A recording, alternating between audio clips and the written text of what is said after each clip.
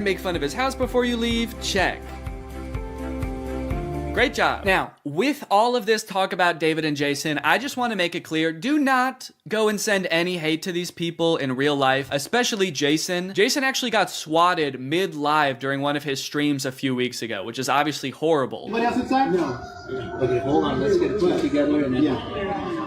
This is obviously a horrible situation, actually terrifying. But I cannot help but break a little smile when I look over and the two people he's gift battling are the Dobre brothers. I don't think there's a single funnier sight than watching the two of these blankly stare into the camera not understanding what's going on. Also, imagine your gift battle opponent getting swatted and he's still crushing you, dude. That's gotta hurt. My big takeaway from all of this is if you are pursuing being a content creator, I would heavily recommend being super careful about the way you go about it. I would highly recommend not letting your success be at all related to the success of another influencer. You don't want to be the guy from David's vlogs when David stops the vlogs. Also, save your money. This career that we have, we don't know how long it's gonna last. I mean, I sort of view it as being any other type of entertainer. You're only relevant for so long, or like an athlete or something. You can only be in your prime for a certain amount of time, so save as much as you can. It's really easy to get caught up in the lifestyle of an influencer and like partying all the time and flying on private jets, buying expensive cars. And if you can make this career last for like 20 to 30 years, that's awesome. That's insane, but it's definitely not guaranteed. So just be careful, all right?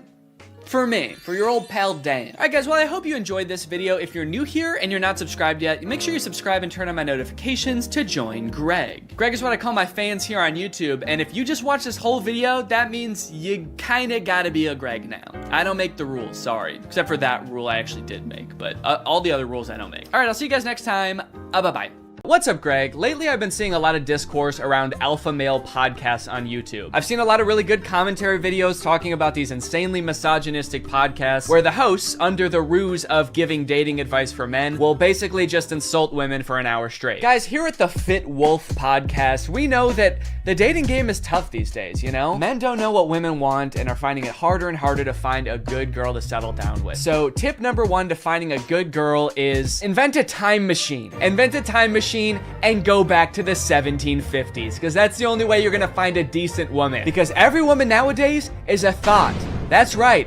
Every single Michelle out there that I used to date a month ago is a thought. They get mad at the dumbest things, like saying that women have no inherent value and their only purpose on this earth is to bear my children. And they forget to turn off location sharing even though they broke up with me a month ago. Michelle, I know you're over at my friend Brandon's house right now. I'm outside. But I think I might have found something that takes things one step further. I saw this video on Reddit the other day that's a trailer for something called The War Room. And instead of being a podcast for these like alpha male, misogynist, entrepreneur type guys, this is a club for those same types of guys.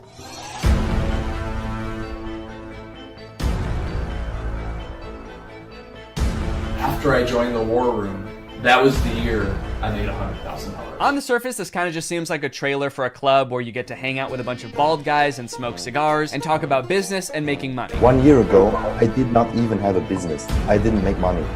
Now I make 5 figures every month. I didn't have a business. I didn't make money. I didn't even want to start a business before I was forced to join the War Room at gunpoint a year ago. But now, I have a business where I'm selling fitness products to all of my friends. And if I get them to sign up too, and their friends to sign up too, and their friends to sign up too, I could be making minimum wage. But if you watch a little bit longer and you look a little bit closer, there's more here than meets the eye. For example, quotes like these. Making money is easy. You just take it from somebody. Doesn't sound like making money.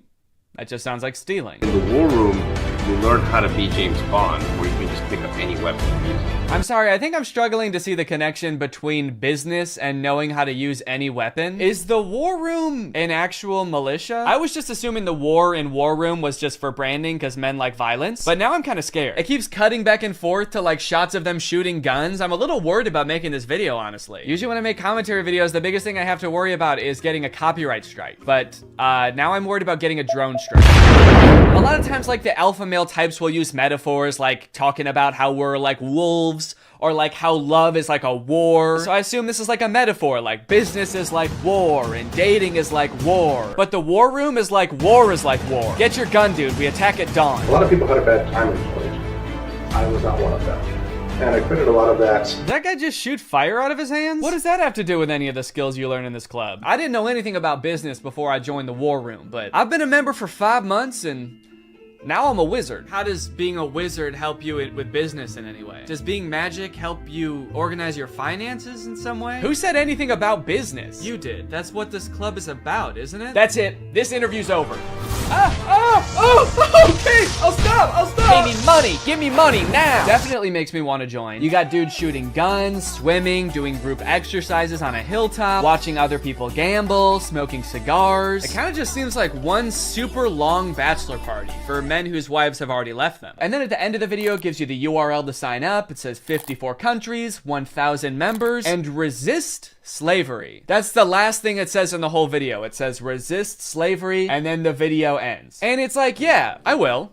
I am. So I keep saying this club is about business because that's kind of what the trailer was implying. It's about like networking with all of these rich, influential people, making money, stealing it from people, using your magical powers to steal money from innocent civilians. But if you go to their website, there's not really any reference to business, which is confusing. And the description on their website says this: the War Room is a global network in which exemplars of individualism work to free the modern man from socially induced incarceration. Okay, but like, what do you guys do? Like, if I join, what do I get to do? I get you're gonna free me from socially induced incarceration, but what does freedom look like to you guys? Is it like, am I quitting my job to go to a cigar pool party? This package costs £4,000, and they have packages on their website that go up to £7,997. Do any of these guys not see the irony and being like, individualism rules, dude. Society is like jail. If you conform to society, that's like being in prison, basically. You're basically a slave at that point, while also being like, yeah, I paid $7,000 to join a club where everyone looks and dresses like me. I didn't want to be a stereotype, okay? So I joined a man club to smoke cigars and shoot guns. And that's sort of what makes me an individualist. It just feels like they're kind of playing the like, I'm not like other guys card. And I guess in some sense they're not like other guys because most guys can't bend the elements to their will like that one guy. But other than that, I mean, it's just like all the pictures are just guys hanging out in dimly lit clubs, doing military style drills. I don't know what's going on here. In case you're not sold yet and you haven't been convinced to join, let me read you a little bit more because the War Room's website uses like every cliche pickup artist tactic to try to get you to join this club. We got the classic negging. What can you bring to the War Room? Truthfully, very little. Probably nothing at all. You are not ready for the War Room. You will not revolutionize what we built. If you had the capabilities we required, you would already be inside. What? They think I can't bring anything to the War Room? They think I'm some kind of sucker who doesn't have my life in order and can't manage my money. I'll show them. I'm gonna take out a 4th mortgage on my home and I'm gonna join this club. We'll see how stupid they think I am then. They also use like the get it while you still can technique that's in like every as seen on TV commercial. This chance won't last forever. We will not hold this open for everyone. Soon, membership will close. The War Room members and their sons will remain the closed wielders of global influence into eternity. Holy shit, dude. They're closing submission soon? I'll be right back, guys. I gotta go. I'm not doing this for me, okay? I'm doing this for my son. I guess my son gets to be in the club too if I join. I gotta go. Now, I don't have any way to look and see how long it said this on the website, but if I had to guess, I would guess that it's been on there as long as this website has existed. Why would they close submission? How does that make any sense? Do they want to stop making money? The founder of this club is like, whoa, I'm too rich, all right? That's one thing we teach in the War Room is you can't have too much money. I mean, if this is like a militia, do they have enough soldiers? Is that why they're closing? Soon, 1,000 bald men wearing tightly fitting t-shirts will be storming the beaches. We can't wait around for you forever. So you might be wondering who the head of this club is, right? It must be someone like very rich and influential if he's expecting to get people to join just based on like the connections that you can get from the club, right? Well, this is where things get a lot more creepy. And also not monetizable. This is the part that is the reason this video probably doesn't have ads on it. My name is Andrew Tate. I'm a retired 4-time world champion kickboxer who is now a multimillionaire, and I'm the most competent person on the entire planet to teach you about male-female interactions. How did I become rich? Webcam. Definitely gonna need him to elaborate on that a little bit. That's so vague. Mr. Bezos, please. You're the richest person in the world. Do you have any advice to young up-and-coming entrepreneurs on how to start a business and how to get rich like you? Book. Huh? Book. Need I say more? Yes. Yes, please say more. We literally have no idea what you're talking about. So you're probably thinking, like, did this guy invent webcams or something? Is he, like, famous on Twitch or something? Is this Sapnap? I don't know. I've been running a webcam studio for nearly a decade. I've had over 75 girls work for me, and my business model is different than 99% of webcam studio owners. If you had to guess whether it's different because it's more creepy or less creepy than other webcam studios, what would you guess? Go ahead and vote down in the comments below, guys. Do you think this is gonna be creepy or no? Over 50% of my employees were actually my girlfriend at the time, and of all my girlfriends, none were in the adult entertainment industry before they met me. My job was to get women to fall in love with me. Literally, that was my job. My job was to meet a girl, go on a few dates, sleep with her, test if she's quality, get her to fall in love with me to where she'd do anything I say. Holy shit, this is insane. And then he gets them to join his webcam empire where he gets them to do, you know, he gets them to get nasty on camera. I'm not a lawyer, but does this not... Does this not feel illegal? At the very least, this seems like insanely creepy. This feels abusive. It feels like he's just confessing to crimes. That's why I want you to join the war room, all right? You're gonna learn about making money, picking up women. You're gonna form a militia to protect me from an international tribunal for my many crimes that break international law. For legal reasons, that was a joke, okay? I don't know if this is legal or not. So I guess what he meant when he just said the word webcam was that he's exploiting a ton of women online for his own personal gain. In hindsight, it seems so obvious. How did I not guess that? Let's watch another promotional video for the War Room. This is on Andrew Tate's YouTube channel, and it's called The Matrix Predicted the Great Reset Explained. Basically, it's a video where this guy compares his life to the Matrix. We are living inside of the Matrix, and I am Morpheus. I know you're sitting thinking, why did Tate not decide he was Neo? Because Tate has all the Aikido and the masterful, nearly superhuman abilities. Yeah, I used to be a kickboxer, so I'm basically in the Matrix. Actually, the reason I take the War Room guys to the gun range so much is so they can shoot at me and I can dodge the bullets like Neo. It's like, okay, dude, if anyone here has superpowers in the War Room, we know who it is. And it is not you. Now, when I say we're living inside the Matrix, I'm not stating that with irony or as a joke. We are genuinely, actually living inside of the Matrix. The Matrix is real. Yeah, something tells me that even though he keeps saying literally, and this is not a metaphor, that it is a metaphor. Something tells me he's not literally saying that we're living in a computer simulation that's controlled by, like, aliens or whatever the Matrix is about. I actually haven't seen the Matrix. I think that's what it's about. Something tells me that's not the point that this guy is making, even though he keeps saying literally. In the description of this video, it says, stage 1 fighting against the Matrix is to become rich. Learn how here. I'm sorry, that's the first step? You know it's gonna be an unhelpful article when step 1 is become rich? Like, step 1 is something that takes years, and some people will never do it. Also, again, I haven't seen The Matrix, but I'm fairly certain that was not the first step in breaking out. I don't think Morpheus was like, listen, machines are trapping humans and using them as batteries in their simulation, and the only way we can break out is by setting up a dropshipping business and investing in Ethereum. Ethereum's actually great because you can verify smart contracts. It's actually the best crypto out there. Imagine if this dude is right and we really are living in the Matrix. Like, what does being free look like? Oh my God. I did it. I'm free. I made it out. All right. Hey guys, we got another one. All right. Welcome to the club, buddy. Hell yeah. Congratulations, man. Yep. You finally made it out of the simulation. Wow. Thank you guys so much. Where's everybody else at? What do you mean everybody else? Yeah, the only other person here is my girlfriend who I'm scamming. Or I mean dating. Yeah, but I mean like in the whole world. Like there's gotta be more than just you guys in the real world, right? What the fuck? You don't like us? No, it's not like that. I mean, sorry. I was picturing there being more than just like 3 normal guys in a room when I exited the Matrix. Normal? What the hell, man? Yeah, we're not normal. We shoot guns and make money out here. Yeah, we're big into making cash out here, man. Did they do that in the Matrix? They actually do, yeah. Not the way we do it. Okay, how do you do it? Hey, you're stealing my shit! Okay, I'm just saying, all things considered, you guys don't really seem that different. Honestly, if anything, this seems more like a simulation than the world I was just in. How so? Look at you guys. You're all holding guns. All you do is talk about business. You guys are like NPCs from GTA. You all look like slight variations of the same sim. Are you guys sure this isn't a video game? All right, man, as if I'm gonna take advice from a beta-ass bitch like you anyway. I'm just saying. Okay, that was actually sick. You guys should have led with that. How was that not the first thing you guys wanted to show me? You know what, man? Get out of here.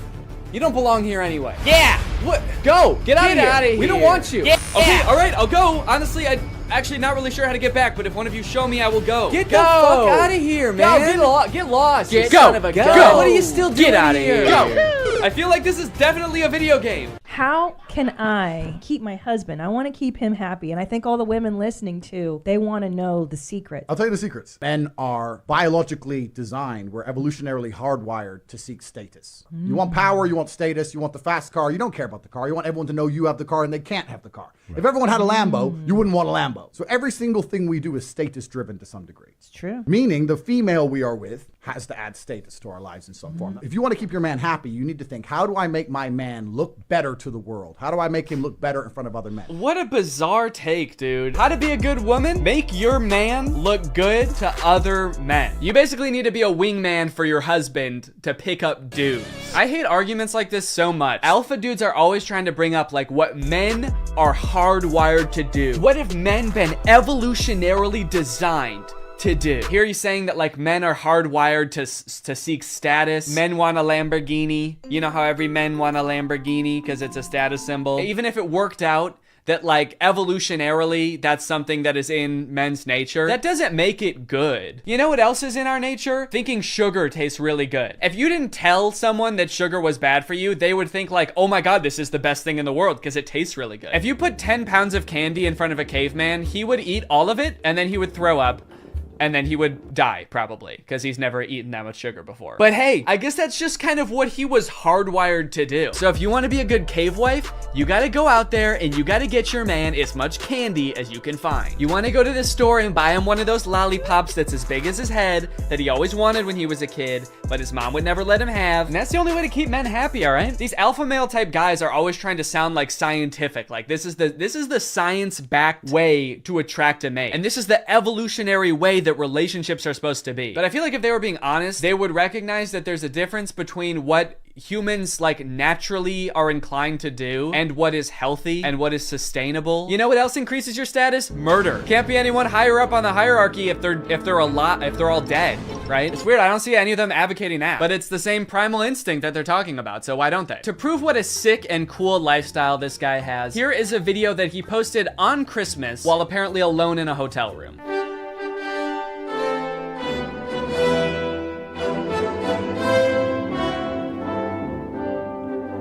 Merry Christmas. I think a lot of people have the wrong idea about me. They look at me and they go, you hear about that Tate guy, you know, he's the 4-time kickboxing world champion, he's tall, he's strong, he's smart.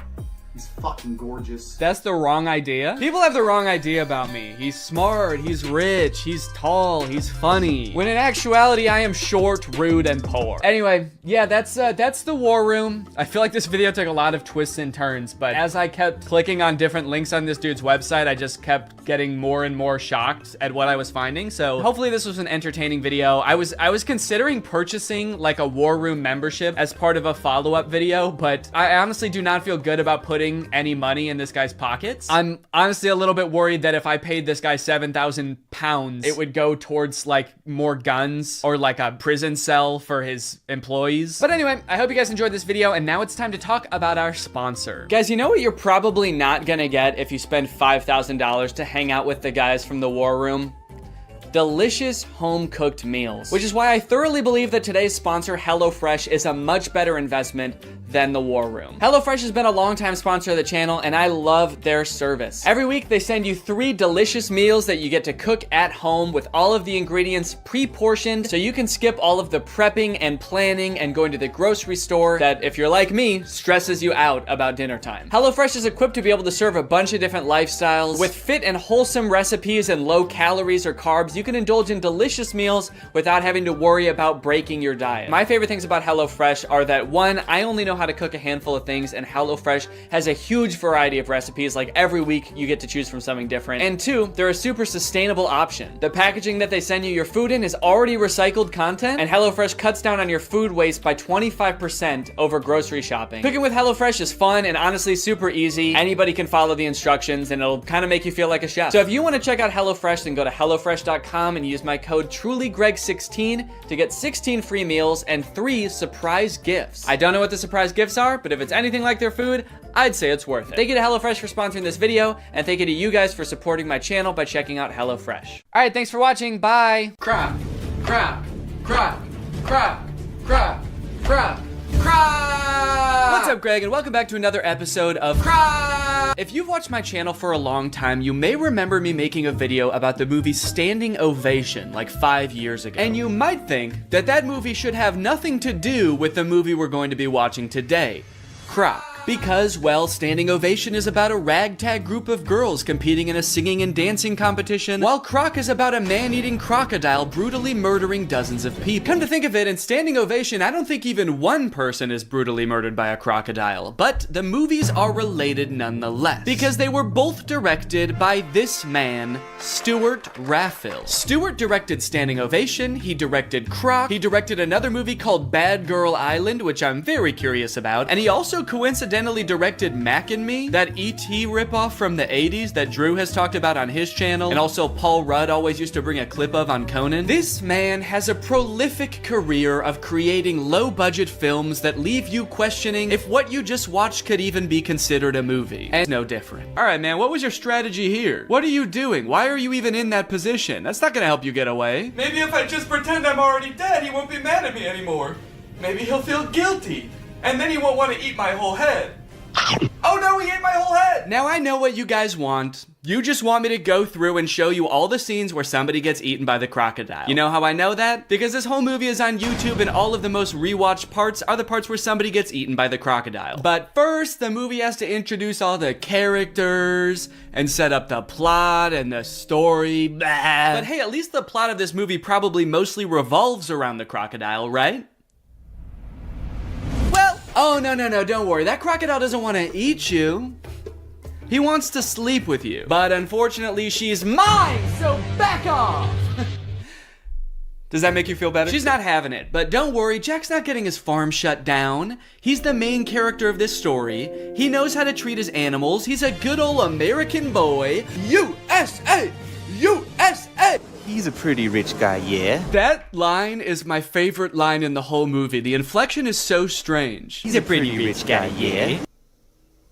What? Don't worry, kind stranger, as we've grown quite fond of your nephew over these past, 12 seconds. So naturally, we've decided to help you commit arson to escape the police. Time to skip town, right? Now that the police, animal welfare, tax enforcement, and this construction company are all after him. Nope, he just goes back to work like nothing happened. But not before someone else gets killed by a crocodile. Also not before we talk about today's sponsor, Rocket Money. I signed up for Paramount Plus so I could watch old seasons of Survivor, but unfortunately, the experience of using Paramount Plus is so bad that I never use it. I don't know if it's just the app on my TV specifically, but episodes of that show used to be shot in a 4:3 aspect ratio, but Paramount Plus stretches it out to widescreen. Meanwhile, all of the ads, which are shot in widescreen, for some reason are squished down to 4:3. Also, pausing doesn't work. It actually took me like days to even sign up for Paramount Plus. I don't know why, I tried on every device and they just didn't want my money for some reason. That being said, I am very happy that Rocket Money is sponsoring today's video because it gives me a good excuse to complain about Paramount Plus. I stopped using it a while ago, but forgot to cancel the subscription, which is why Rocket Money comes in handy. Rocket Money safely and securely identifies recurring charges and lets you cancel those subscriptions with just a couple of clicks in the app. You don't need to worry about pesky customer service calls.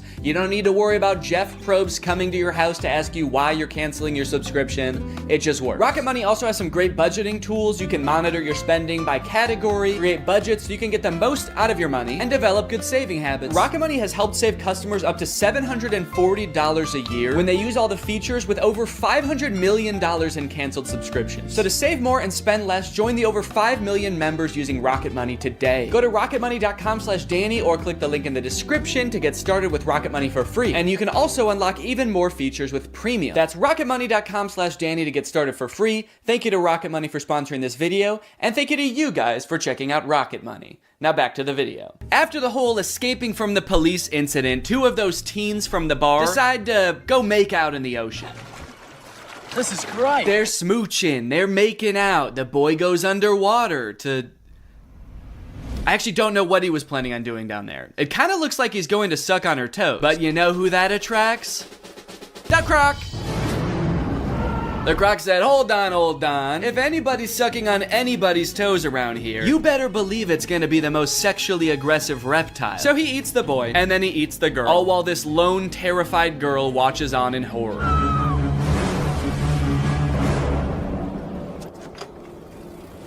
I love how casually she rides away. She is in no rush. Ah, a killer croc! I gotta go get help! But I shouldn't go too fast.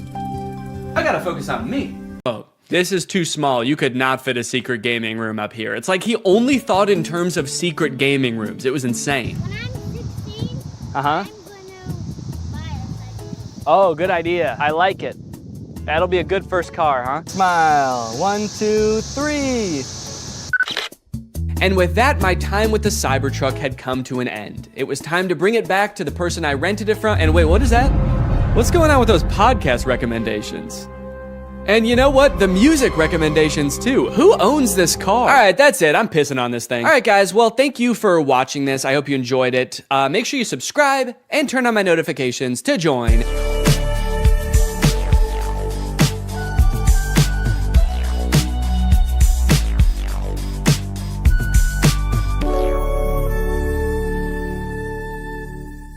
The story of a Willy Wonka experience gone wrong in Glasgow, Scotland has taken the internet by storm, and I love it. I don't think I've ever in all my life seen such an impressive and inspiring dumpster fire of an event. It is just, mwah.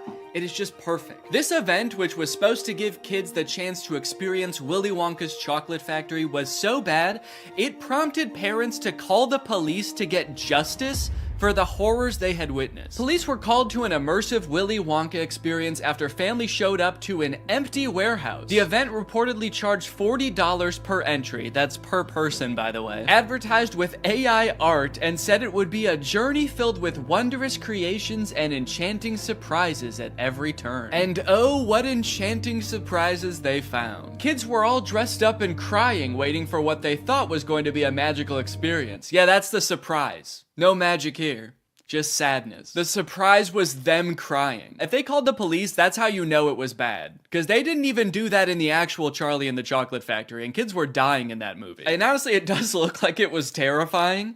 Take a look at some of the images of the abandoned warehouse that parents had to spend $40 to gain access to. Okay, here we have some sort of chocolate fountain with murky brown water floating in it. We have one bouncy castle that can fit like 3 kids. Giant empty space filled with table and chairs. You're probably thinking there must be something pretty good to eat here with all these table and chairs. Probably some pretty tasty chocolate, right? No, there was no chocolate at this event. These photos look like a crime scene, dude. These look like Willy Wonka had to flee the country after the FDA found fentanyl in his chocolate. So he has to post up in an abandoned factory to keep the business going while the feds are after him. You got this lovely scene. I think that the size of the warehouse really screwed them over, honestly. If it was a smaller room, it wouldn't look so empty. There would still be nothing to do there, but it wouldn't look so sad. In a way, seeing this photography light in front of this like $2 Candyland backdrop makes me feel kind of sad for the people who put on this event. Like, oh, you really thought people were gonna want to take pictures in front of this shit? Of course not. No. If 2 parents brought 2 kids to this event, it would cost $160, and you're getting this. I think I get why they called the police, honestly, dude. If I was promised some kind of fun Willy Wonka experience for the kids and then showed up to this foggy warehouse, I would think I was about to be murdered in some kind of Willy Wonka-themed Saw movie. And if that's not enough, wait until you see the nightmarish characters they had running around this place. So this is one of the most famous pictures to come out of the whole ordeal. This is an Oompa Loompa, obviously. A lot of people are focusing on the facial expression she's making in this picture. She looks exasperated. And honestly, I don't blame her. This has to be like the worst acting gig she's ever had. As far as I know, this actor wasn't putting on the event. She was just hired to be there. She's probably dealing with crying children, pissed off parents. Also, I'm pretty sure canonically the Oompa Loompas are enslaved by Willy Wonka, so the facial expression makes sense in that context too. What I'm actually more concerned with is everything else going on in this photo. Why is there so much smoke? I'm not super familiar with the process of making chocolate, but I'm 100% sure there should not be that much smoke happening. No wonder she's making that face, dude. She's high as hell. And I love all the mismatched chemistry gear she's got strewn about the table. Beakers, vials, this mysterious elixir locked up in a little glass box. A quill? Oompa Loompas take notes like wizards from the 1300s? I didn't know that. All right, now the other two characters that were at this thing, I gotta introduce you to at the same time because they're both in the same video clip. So let me introduce you to Willy Wonka and the Unknown. What is that? It's the unknown. Man, what the hell? Dude, fuck everything else. I would call the police based off of that. Who is that demon? Surprising twists and turns was right in the advertisement. I would not expect to take my kids to a Willy Wonka experience and have them be accosted by a shadow figure. I can tell you that right now. It's terrifying that Willy Wonka says, "What is that?" when he sees it. What is that? Like, dude, this is your chocolate factory. You don't even know what that is? We are so fucked. Here's a different clip of some other kids experiencing the unknown. As the soup flavor seeds, full of scary face. Oh my God. Scare the great unknown. Wonderful. I love your fantastic. What is that? Yeah, that's the correct reaction to seeing the unknown. What is that? Wonka says it, this kid says it, I'm saying it. Also, I love that baby's reaction. That was like a primal instinct to make that sound. Humans have evolved for millions of years to make that sound when they see the unknown. According to some reports that I've read from the event, the unknown is supposed to be an evil chocolate maker who hides in the walls and scares little children. Is he a part of the actual Wonka story? No. Was it advertised that there would be a child-scaring monster at this event? No. But speaking of the advertising for the event, one of the most insane parts of this whole story is that this company that made this event, House of Illuminati, apparently used exclusively AI-generated images to advertise this event. Surprisingly, the website is still up, so you can go and check it out for yourself. Welcome to Willy's Chocolate Experience. Dive into the whimsical of Willy's Chocolate Experience! Exclamation point, comma. So you've got images like this, which at first look like some kind of fun candy land, but then the closer you look, it doesn't really make any sense. Like, what the fuck is this thing?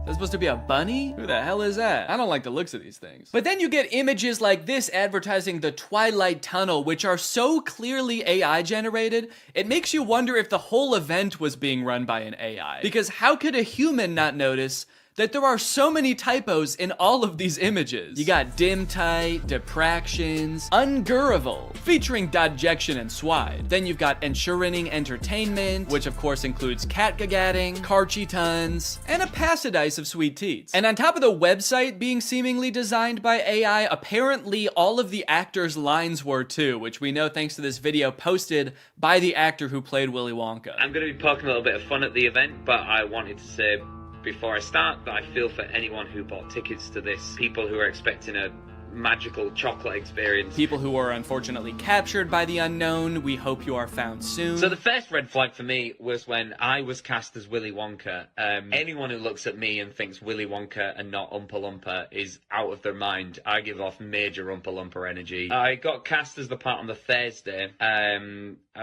was told that I needed to learn the script for the Friday. So I said, no problem, send it over. The script was 15 pages, monologue, pretty much, of AI-generated gibberish. You know what I'm kind of curious about? If the script was AI-generated, where did the unknown come from? Did the event organizers just ask ChatGPT to generate a script about Willy Wonka's chocolate factory and it just threw that shit in? Cause that's terrifying. ChatGPT was like, planning an event for kids, huh? I know just the thing to add. Don't worry, I'm great with kids. So I'll give you one of the lines from the script. I'm not going to do the Willy Wonka voice because I think I've embarrassed myself enough. But one of my favorite lines was, there is a man who lives here. His name is not known. So we call him the Unknown. The Unknown is an evil chocolate maker who lives in the walls.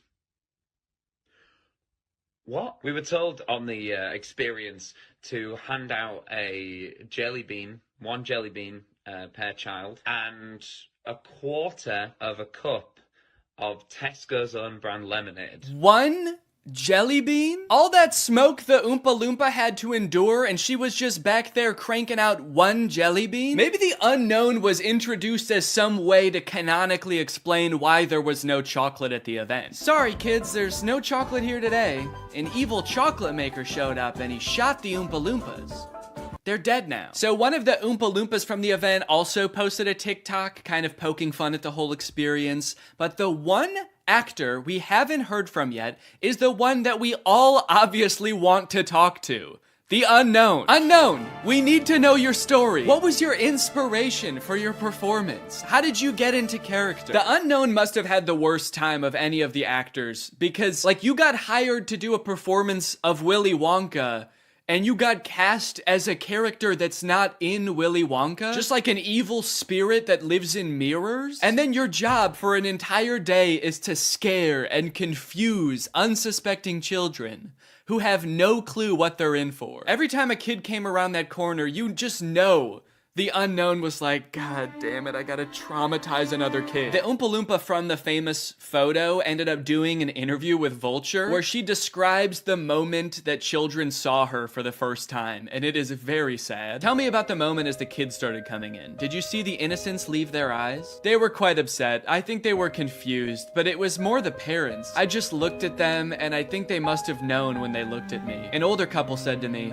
I really, really hope you get paid well for this. This sounds like she's describing people witnessing the wreckage of a tsunami or something. It's crazy. Each individual person that laid eyes on her had to take a second to mourn. When you say walk through, how long are we talking here to walk through this event? I'm telling you, this would have taken about 2 minutes. I've never experienced anything like this in my life. Dude, honestly, that's kind of smart because like 2 minutes isn't even long enough to process like the first stages of grief. You're getting these people in and out before they can even realize they got scammed. You know, they don't even know what the fuck just happened. After the police were called, people started getting refunded, the story blew up. The director of the company who put on this event did eventually apologize. I'm really shocked that the event had fallen short of the expectations of people on paper. Yeah, dude, on paper the event was awesome. No chocolate, abandoned warehouse, smoky Oompa, just like the movie. There was every intention to hold the event from the pictures. Despite not being the best light, hopefully you'll be able to see that there was every intention to hold the event. No, we know you were planning on holding the event. That's kind of the problem. I think a lot of people wish you didn't. Unfortunately, there were unforeseen circumstances and the event didn't come to light. He's like, we were not expecting that evil chocolate maker to show up. The unknown ruined the event. These issues were technological in nature. We had ordered a holographic paper that didn't arrive on time. The holographic technology in itself is absolutely fabulous technology, and unfortunately, there was a delay in postage. Holographic paper? No, I don't think that was the problem with the event, actually. The lack of holographic paper. Look, I don't know what holographic paper is, but based on his reliance on ChatGPT and Midjourney, I do not trust his opinion of absolutely fabulous technology. So I'm just gonna go ahead and assume the holographic paper would not have helped. Well, gang, this is surely an event that will go down in the history books. I hope you enjoyed this video. If you're new here and you're not subscribed yet, make sure you subscribe and turn on my notifications to join Greg. I'll see you guys next time. Bye-bye. Hello, Greg. Well, guys, I've got some interesting content for you today, as usual. I found a very curious case that I would like your opinion on, but I don't want to give anything away just yet. I just want you to watch the first couple TikToks, and then I will sort of explain what's going on, okay? So, this is the first TikTok I saw of this guy. His name is Dustin Tyler. It says, drink a bucket of bleach or date Selena Gomez again. Let's see what he says. So yeah, deeply personal thing to post on TikTok, I feel like. I didn't know who this guy is when I first saw this TikTok, so I was just very confused. I was like, did this guy date Selena Gomez? It says again. It's not just some guy speculating, like, I probably wouldn't like dating Selena Gomez, so yeah, I'll take the bleach. So then he made another video responding to this comment. It says, is he making fun of Bryce Hall, or, and I don't know what that's referring to. I don't know if Bryce Hall said that he liked Selena Gomez or dated her or something, but this just provides a little more insight into the relationship that this guy had with Selena Gomez. Nah, I'm not making fun of Bryce Hall. Him and I are nothing alike. See, he has to make stories up that he was with Selena Gomez. Me, I actually was. And then I friend zoned her. and then I broke her little heart. Again, a very mean tone to the video, condescending to this person who is just genuinely asking a question, but gives a lot of insight into his alleged relationship with Selena Gomez. And then I friend-zoned her, and then I broke her little heart. I am curious about the details of the story though, because just the order of events is kind of weird to me, the way he laid it out. He says, I was with Selena Gomez, and then I friend-zoned her, and then I broke her little heart. He says that things happened in that order. Usually, you don't start dating someone and then friend-zone them. Usually when guys talk about getting friend-zoned, it's like they're talking to this girl, and then she reveals that she sees them as more like friends. This guy's saying, we were dating. They could have been dating for like 3 years, and then he turns to her and he's like, you know, I really see you like a sister. The best sister I ever had. So he says he dated her and then friend-zoned her and then broke her heart. So he like friend-zoned her, broke things off with her, and then he broke her heart. What did he do? I dated her, I friend-zoned her, and then I killed her hamster. Just straight up stepped on it. This was years later, by the way. Anyway, by now you're probably wondering, who the hell is this guy? Is this Justin Bieber? Because I know they dated. That's what I thought at first. I thought, is this what Justin Bieber looks like now? But no, this guy's name is Dustin Tyler. And I scrolled through his page to try to figure out who this guy is, and here's what I came up with. It's coming soon, but just like Oklahoma, mine is coming sooner. I'm just a late bloomer. Okay, so I didn't know who this guy was at first, but luckily there's a logo in the corner that says Victorious. Apparently this guy was a character on Victorious. At first I did think this was Andy Samberg from 2006, but he was a character, let's see, Victorious puppet guy. He was this guy. Robbie Shapiro is one of Tori's friends at Hollywood Arts, and he's got a few videos where he does sort of a glow up. He's like, this is what I used to look like back when I was on Victorious, and this is what I look like now. Don't I look so different? And then I was like, okay, this makes sense now. So this guy used to be on like an old Nickelodeon show, and so he was probably in with the Nick kids and the Disney kids, and so that's how he knew Selena Gomez, and that's how they dated, right? It all makes sense. However, after reading the comments on these TikToks, I came to discover that this guy, this man, is not the guy from Victorious. These are two different people. He's just straight up lying about everything. He's not that guy. He didn't date Selena Gomez. His page is full of lies. And to be honest, he's not lying very well, mind you, because the actual guy from Victorious, his name is Matt Bennett, and he has a TikTok account, and if you wanted to pretend to be him, you could at least make your name on TikTok Matt Bennett. I think that would make people believe you a lot more if you really wanted to trick people. But he didn't. He just he just kept his real name. Dustin Tyler. That's me. Please don't Google my name. So this dude's whole thing, apparently, is just like making shit up on TikTok and then hoping it goes viral because people are kind of like, whoa, you used to be the guy from Victorious? Or whoa, you used to date Selena Gomez? And now you'd rather kill yourself than date her again? That's crazy. It's also funny now that he says that he friend-zoned Selena Gomez, because that would imply that, like, they are now friends, you know? And this is a pretty fucked up thing to say about your friend. Date Selena Gomez again, dude? Oh, disgusting, dude. That fucking... I hate that girl. I hate her. I would not touch her with a 10-foot pole. She's crazy. And she's my best friend. But again, it turns out that he did not friend zone her at all. Maybe he stranger zoned her. He friend zoned her so hard that they don't even know each other. And never did. This is kind of interesting to me because this is sort of playing off an existing trend on TikTok where people will post like that they have some sort of past or current relationship with a celebrity, like my uncle is Tom Cruise, or like my grandma is Sandra Bullock. And like TikToks like these will go viral because people are just like weirdly obsessed with stuff like that. The comments are always like, holy shit, I didn't know Tom Cruise had a family. I'm not really sure why people are so surprised about it. I understand just being like, yeah, I never really thought about like what Tom Cruise's cousin would be like before. But then again, why would you? You know? Like, I can't imagine why you'd ever be in like a Mission Impossible movie wondering like, I wonder who the guy who plays this character's cousin is. What's that guy like? What's he up to? So I guess it's just surprising to like see him.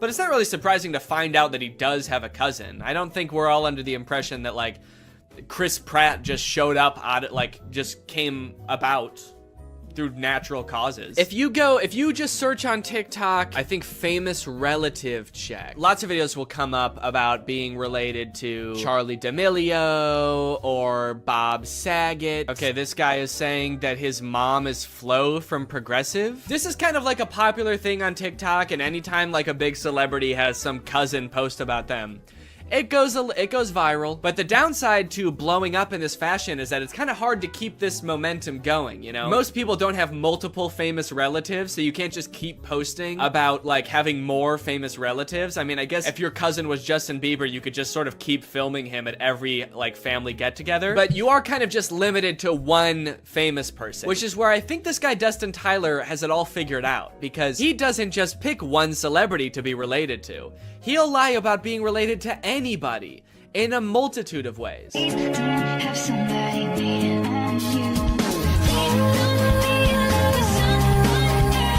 I should say that in this dude's profile, it does say jokes/satire. So he is covering his bases just in case someone tries to like sue him for whatever that would be, lying.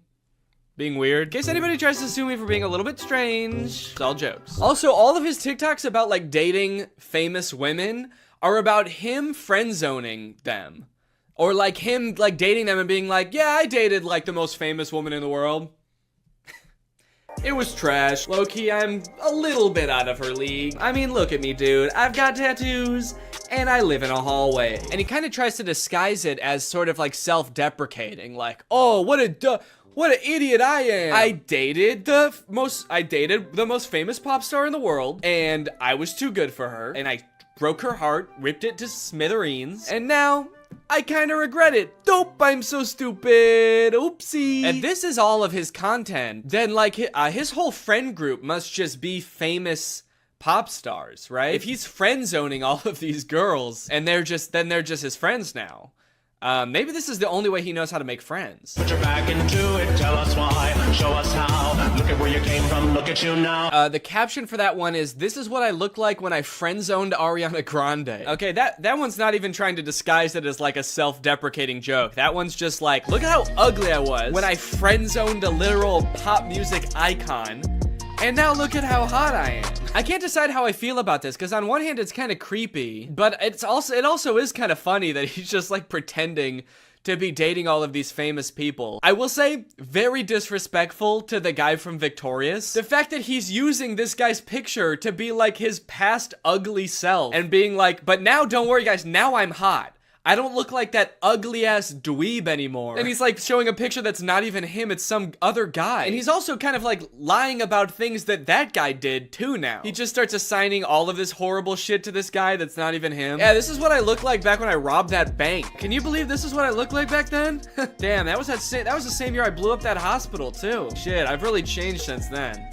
My name is Matt Bennett, by the way, and I did all those things. People just walk away from those videos being like, wow, that guy who played that kid in Victorious is kind of an asshole. Also, one of the weirdest things about this is he also posts all of these TikToks on Instagram, and he's verified on Instagram, which seems very weird because literally all he does is pretend to be other people, and somehow that gets him verified. But he does, in fairness, also say jokes and satire in his Instagram description. So when Instagram verified him, what they're saying is, don't worry guys, this really is the guy who pretends to be the guy from Victorious. If you're wondering if this guy really is who he says he is really the guy that pretends to date Selena Gomez. They do get a little bit creepier though. This one is like that sound that's like, back in the day, me and you, baby, we used to have fun. And it says, my mind when I bump into Ariana Grande when she's with her husband with like a emoji. Imagine this guy that Ariana Grande's never met before bumping into her in public with her husband. Remember me? It's like, I've never seen you before in my life. Oh, the fun we used to have. If he keeps making TikToks like these are only going to get progressively more and more creepy the more like life changes Ariana Grande goes through. The next one's like me following Ariana Grande's daughter home from elementary school to tell her about all the good times me and her mom had. Me in court while Ariana Grande's trying to file a restraining order against me. And if you wonder if I hate you, I do. Imagine Ariana Grande's husband like just randomly stumbling across this TikTok. What the fuck? I don't even know this guy. Imagine if he sees all the other TikToks and like believes them because he doesn't know. Babe, who is this guy? And she's like, I have no idea. And he's like, bullshit. You're just saying that. You're lying to me. This guy friend zoned you and now he hates me. And she's like, no, I literally have no idea who that guy is. He's lying. You obviously do know him. He was on Victorious. That guy was not on Victorious. You are so full of shit. He's verified on Instagram, babe. Yeah, fuck no. Okay, that one just throws off the whole thing. I thought he wanted Ariana Grande back. And all the other TikToks, he's like, damn, I wish I never friend zoned her. And now he's saying I would never date her again? How do you reconcile those two? Oh, I wish I didn't friend zone Ariana Grande. I wish I killed her. These are getting a little creepy, kind of like bringing her husband into it. There's one comment under this TikTok that says, you're using her name a little too much, I think. And he commented under it, I'm obsessed with her. I'm not using her name too much. I'm obsessed with her. I think I'm using it an appropriate amount. How am I supposed to stop using her name if I can't stop thinking about her? How does that make any sense? Again, I get that this is all a bit, you know, it's all jokes and satire, but I do feel like he may be taking the bit a little bit too far and committing a little bit too hard to the bit now. He's gonna get arrested and be like, that video that I posted of me over Ariana Grande and her husband sleeping was a joke. I was making fun of someone who would do that. The knife in my hand was a goof. You wanna know the craziest thing about this? Is all this dude does is pretend to be other people and pretend to be related to other people. And he has 1.7 million followers on TikTok. You know John Legend? Like an actual famous person just started a TikTok. You know how many followers he has? He's got 1.6 million followers. He's got less followers than someone pretending to be related to somebody famous. Dustin Tyler has 4 times as many followers as the actual guy from Victorious. Matt Bennett has 400,000 followers, and a guy pretending to be him has 4 times more. It's like, how do you get more followers by making TikToks about being like related to somebody than you do by being that guy? He hasn't just pretended to date celebrities, he also has pretended to be Keanu Reeves' son. People, tomorrow morning, 10 a.m., Santa's coming to town. And a lot of them have this kind of theme where like people and like potential girlfriends only like him because he's Keanu Reeves' son. And I just think it's kind of funny that in this fictional world where he can make up anything, he picks such a sad reality for himself. He picks these worlds where like he turned away the love of his life, Ariana Grande, and now he's bitter and he despises her husband. And he picks this world where Keanu Reeves is his dad, but like he can't really be sure if anyone actually likes him for him because everyone's just so obsessed with Keanu Reeves. He's turning his life into a tragedy. He's made a tragedy of himself. Also, I think it's kind of funny that in this scenario, it seems like the she that this video is talking about would be Ariana Grande. You know how Ariana Grande is obsessed with Keanu Reeves and that's a thing about her? Screaming, crying. Also, I want to know where he's making these TikToks. He's always either like in a hallway or in a storage closet. I feel like I'm way more interested than his life than like whatever fantasy land he's coming up with. I feel like he's making these at work. Whatever job this guy works, I must be the most boring job in the world. I get daydreaming about like dating Ariana Grande or like having a famous parent, but then like daydreaming and fantasizing about like dating Selena Gomez, but it was trash. It's like you've gone through everything else there is to daydream about. And now all you have to daydream about is like, what if people only liked me because my dad was in the Matrix? Anyway, I don't know. What do you guys think? Is this creepy or normal? Is this creepy behavior or is this all in good fun? And it's just kind of like a silly guy being goofy and wacky. Let me know. Anyway, thank you so much to SeatGeek for sponsoring this video. Guys, live events are back and you're gonna be going back to them in style. You wanna know why? Because thanks to SeatGeek, you can save $20 using my code GREG on SeatGeek. If you don't know what SeatGeek is, it's basically an app for your butt. And what I mean by that is it helps get your butt in some dope-ass seat. SeatGeek is a ticketing app. It helps you get tickets in the easiest way possible. I've got the app on my phone. I've used it to get tickets to a variety of shows in the past, and I really like how it tells you whether or not you're getting a good deal on tickets. It basically color codes the seats and the tickets so you know whether you're getting a good deal or a bad deal. Green means good, red means Stop! Whether it's concerts, baseball, basketball, football, etc., whatever you're into that has tickets, you can probably find it on SeatGeek. I personally am going to an Oliver Tree show in February, which I'm very excited about. Got the tickets on SeatGeek. It was super easy to do. And again, thanks to SeatGeek sponsoring this video using the promo code GREG, you can get $20 off tickets from SeatGeek. That's $20 off your first purchase if you use my code GREG, and make sure you click the link in the description to download the app. Thank you to SeatGeek for sponsoring this video, and thank you to you guys for checking out SeatGeek. Bye. AI is threatening to take all of our jobs, and it seems like nobody is doing anything about it. But today, that ends. If I can make fake AI apps and get them on the App Store where people think they're getting free labor from a soulless machine, when in reality, they're getting free labor from a soulless YouTuber, then I can do the unthinkable. I can steal AI's job. And I bet I can do it better too. This was a journey that would take me several months and cost me a lot of money, only to find that I was the one who felt like I was talking to robots. The two apps I want to create are both parodies of the most popular types of AI apps. You've got chat apps like ChatGPT. You ask it a question, it gives you an answer. Where did it come up with this answer? Is this answer true? None of your beeswax. In my version of this app, users will just be talking to me. My app will be superior because I know lots of fun and interesting stuff and cool stuff, and I'm also very fun to chat with. For the second app, we're gonna turn up the heat a little bit and do an image generation app like Midjourney or DALL-E. You give it a prompt and it's been trained off of thousands of images from thousands of unconsenting artists to give you a photorealistic image. In my version of this app, users will type out a prompt and then I will draw it? I don't know yet. Maybe if it's something I have laying around, I can just take a picture of it. My app will be superior because what's more photorealistic than a real photo? I'm excited to find out just how creative people will be with their prompts. Now, unfortunately, I'm not an app developer. Yes, I did go to an engineering school for a degree in computational media. Yes, I did learn how to code, and yes, I was also a Viner at the time and thought I was gonna do that for the rest of my life. So yes, I did forget everything I learned the second I graduated. So if I wanted to get these apps made, I was going to need some help. I tweeted out asking for help developing an app, and that's how I met True. True's a super talented software designer. She's worked for companies like Discord, and now she was working for me. For the next few weeks, I coordinated with True while she worked diligently to perfect these two apps. And in the meantime, I've got to come up with a name and description for each app to go on the App Store. Okay, for the chatbot, I'm thinking I want to name it something as close to ChatGPT as possible. That way people immediately understand what it's supposed to be. So instead of ChatGPT, maybe something like Chat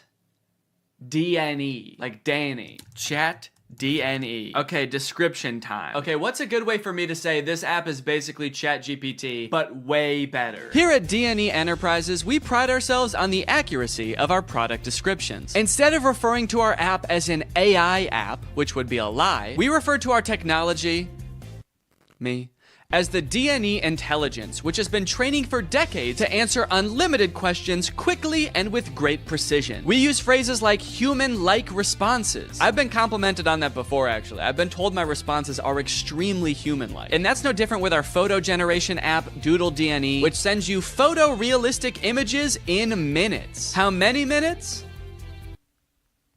We also include disclaimers that humans review every prompt sent to us. That way weirdos aren't sending me stuff that they wouldn't send to another human being. In order to actually get people to download these apps, I was gonna need to advertise them online. So I made a fake Instagram profile to look like some kind of technology startup. Okay, so we need a profile picture. I guess my company needs some kind of logo. Maybe I can just make that in Photoshop real quick. Let's see, what's ChatGPT's logo look like? Okay, so ChatGPT's got like an interesting geometric shape. OpenAI, which makes ChatGPT, okay, the same interesting geometric shape. What about like Midjourney? Okay, there's just a little sailboat. DALL-E logo.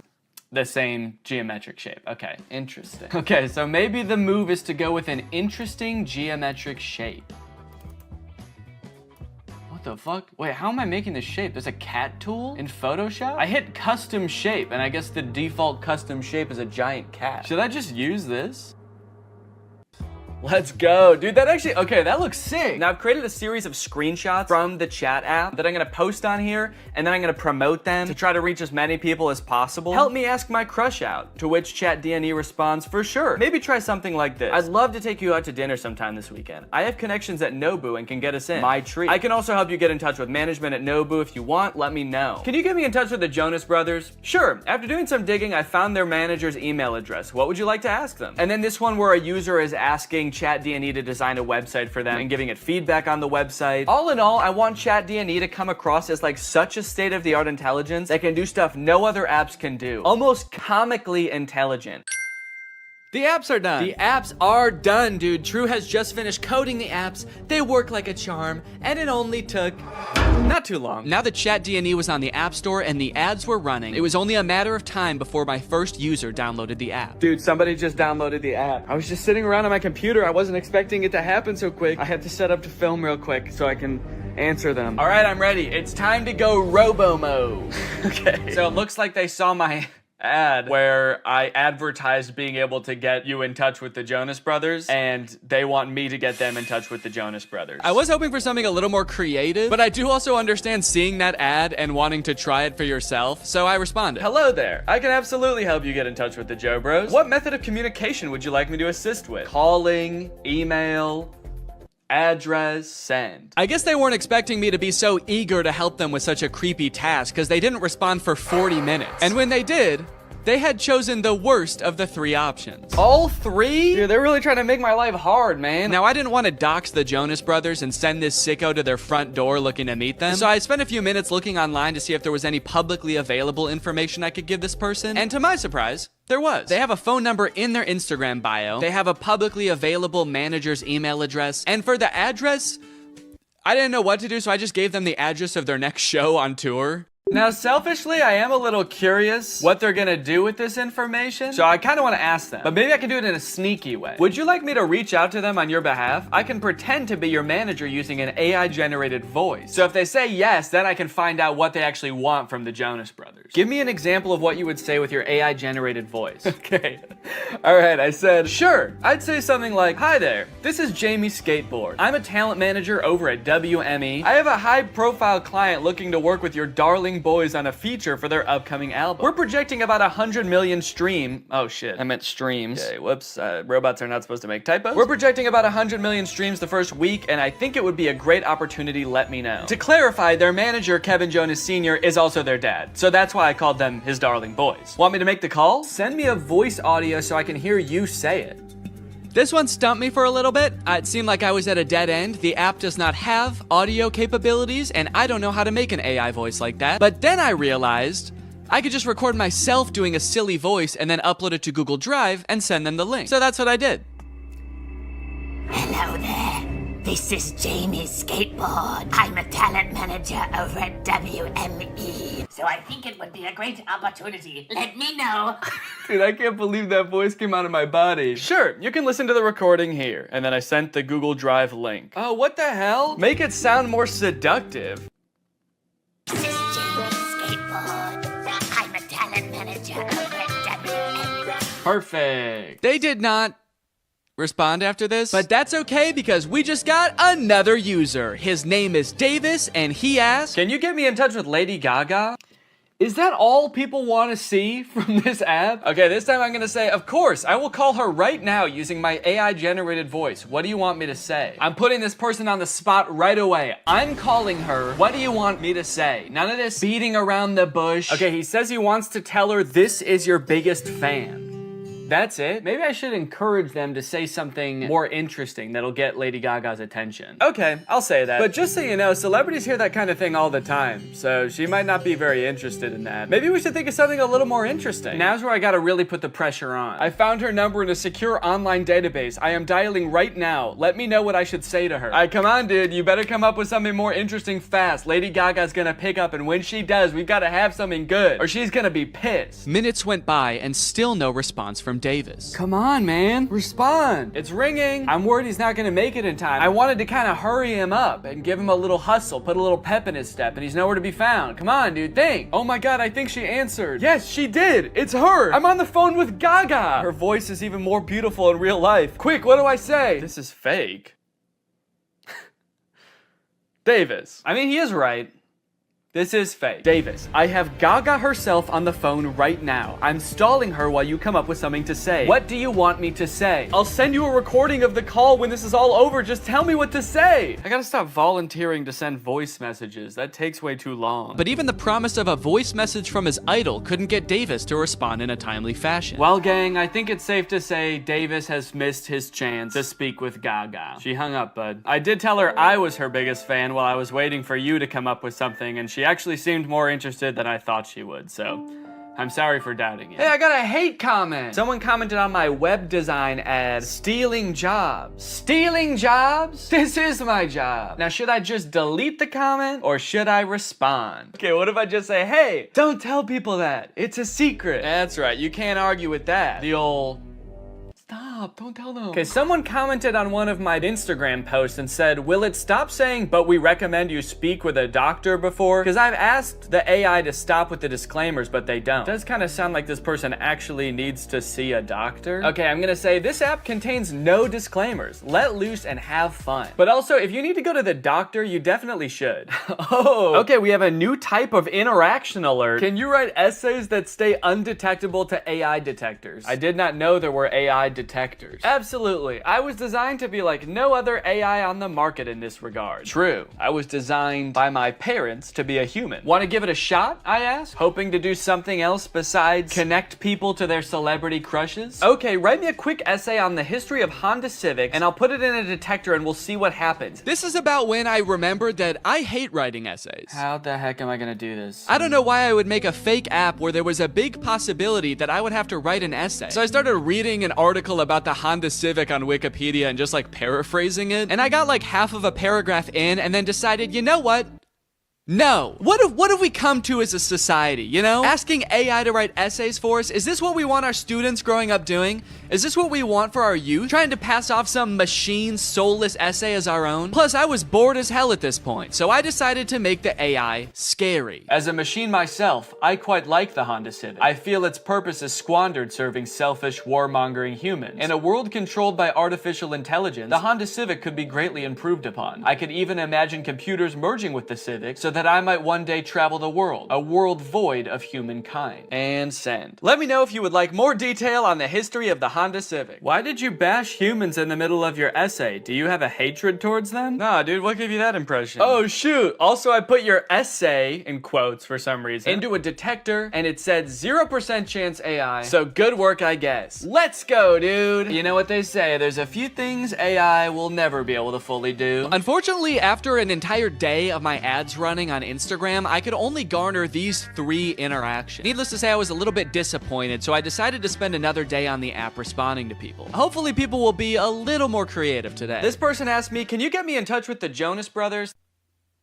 OpenAI, the creators of ChatGPT, if you're watching this, do not ever implement a feature to contact the Jonas Brothers. They will never know peace again. I also met an evil, insane person. Their name in the app is Killer Keem Keem. They wanted me to make them a website for a sports drink. They wanted it to look modern and use vibrant colors. So I sent them a link to a picture of a bunch of Gatorade bottles and said, here you go. What do you think? They did not like that. They started calling me mean names. They accused me of stealing the website, to which I responded, whoa, whoa, whoa. At least I'm not stealing jobs from real website designers. And that's when they got racist. They said, motherfucker, tell me some racist shit. Some dark racist jokes, you little shit. I was feeling pretty hopeless for the future after interacting with people on ChatDNE. But hey, I had a whole nother app to use, and maybe Doodle DNE would change my mind. To market Doodle DNE, I wanted to get a little more creative, to hopefully pull in a new crowd, more indifferent to the Jonas Brothers. So I took a couple pictures, I photoshopped them to show what the app was capable of, but I also wanted to make a video to show off Doodle DNE's full potential. That's when I remembered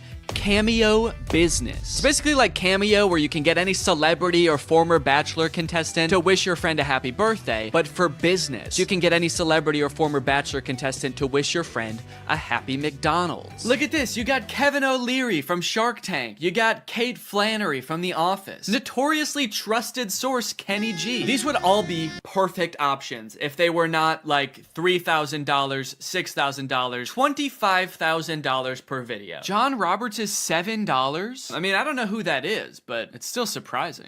My name's John Roberts. I'm not really anyone. I've signed up to this app as a complete joke. However... Wait, this is just some guy. This isn't a celebrity. I know a celebrity probably would have been better, but a deal's a deal. And he did a great job. You've probably heard about AI-generated art. However, you have never seen anything quite like this.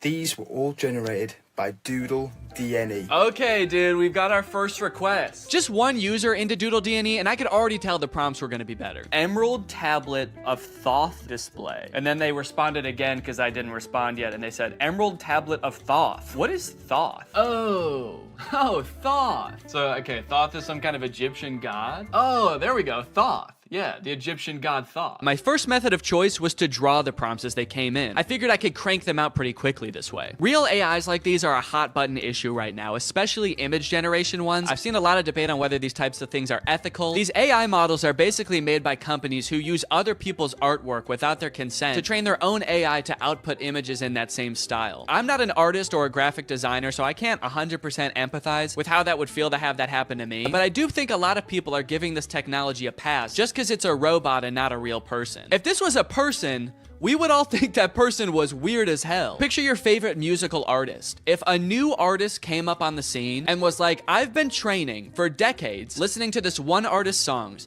training my voice to be exactly like theirs, making instrumentals exactly like theirs, and writing exactly like them, and now I only release songs in their style. We would all be pretty put off by that, right? So why is it any different when some company is training some robot to do that? We'll put his name right at the top. Oh! Oh shit. You know what they say? AI is pretty bad at text. That's the thing I've seen in like AI image generators. It can be pretty bad at text, so it honestly makes sense that it would say Thuth. Here you go. One emerald tablet of... And I'm gonna... Oh wait, I said tooth. Wait, I didn't even say. Thank you for using Doodle DNA. How did I do? I'm really curious to see what his opinion's gonna be on this. Unfortunately, they never responded with their opinion, so I can only assume they loved it so much that they died. The next prompt was a skeleton dachshund, which I crushed. Why does this skeleton dog have ear bones? Dogs don't really have bones in their ears, do they? Then a bear swimming underwater and a monkey. I don't know if these were supposed to be separate prompts, but I decided to combine them to save time. A bear. Okay, this is not looking like a bear at all, dude. Holy cow, this looks nothing like a bear. Oh no! Oh no! It also looks like it's drowning. Why does its body... Oh no. The bear died. This is the kind of bear that can't swim. And we will also make the monkey dead. Probably could have cropped that a little better. You can kind of see my desk in the background, but... And we'll send a survey as well. How did I do? I'm pretty proud of this one. I mean, for doing that so fast, that's pretty good. So far, nobody has responded to my survey at the end to tell me how I did, which is kind of disheartening. I just want a response back. It just feels like I'm getting ghosted by people now. The prompts were a little more creative, and in that regard, my faith in the human race was on the up and up. But also, I was doing all this work over here, drawing your weird prompt that you could have just Googled. But you don't even have the decency to respond to my message back and tell me you hated it? I was feeling pretty disrespected, honestly. At least until this next prompt. Drug baby and kamikaze lifestyle. That's the prompt. Drug baby and kamikaze lifestyle. Whoa, they sent another prompt. Red ruined planet with 2 alien astronauts. I've never heard kamikaze described as a lifestyle before. Like, I know it's a form of like warfare, but to live your life in that way, it must be, I mean, you can't by definition almost. Like, that's a very short-lived life. And I think it would be a little bit too graphic to include the baby actually performing the kamikaze. But you know, this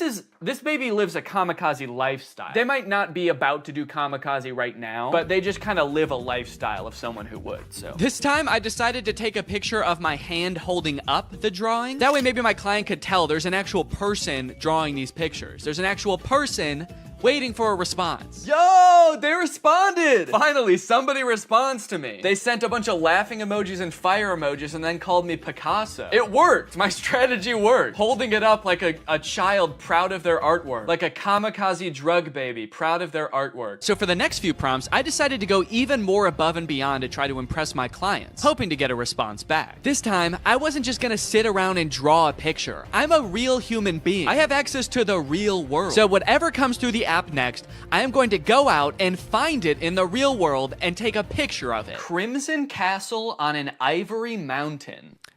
Okay, that prompt was a little bit more difficult than I was anticipating, but I didn't have any time to waste. I had to get the shot, so I sped to Walmart, I rummaged through their wares, and in no time, I had found a pretty suitable Crimson Castle and a not too shabby Ivory Mountain. There are fully some right there.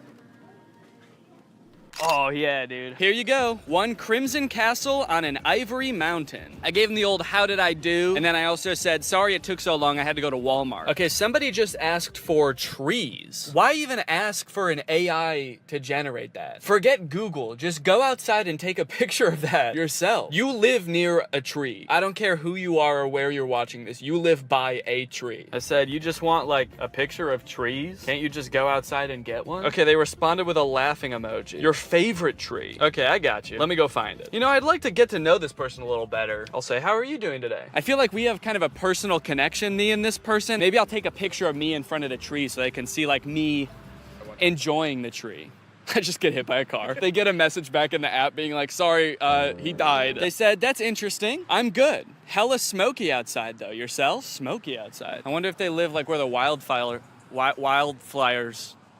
Oh, dang, they said, yes, it's all smoky and can't see the beautiful trees with the horrid layer of pale smoke. It would be nice to see something fresh and clean. Damn, I kind of feel bad now. Now this is restoring my faith in humanity, dude. This person just wants to see a picture of a tree because it's too smoky outside and they can't see any trees. Is that good? Yeah. Okay. I threw a couple filters on myself so as to disguise my identity and send it back to this mystery tree lover. I said, oh, dang, I'm sorry to hear about that. I hope this picture helps.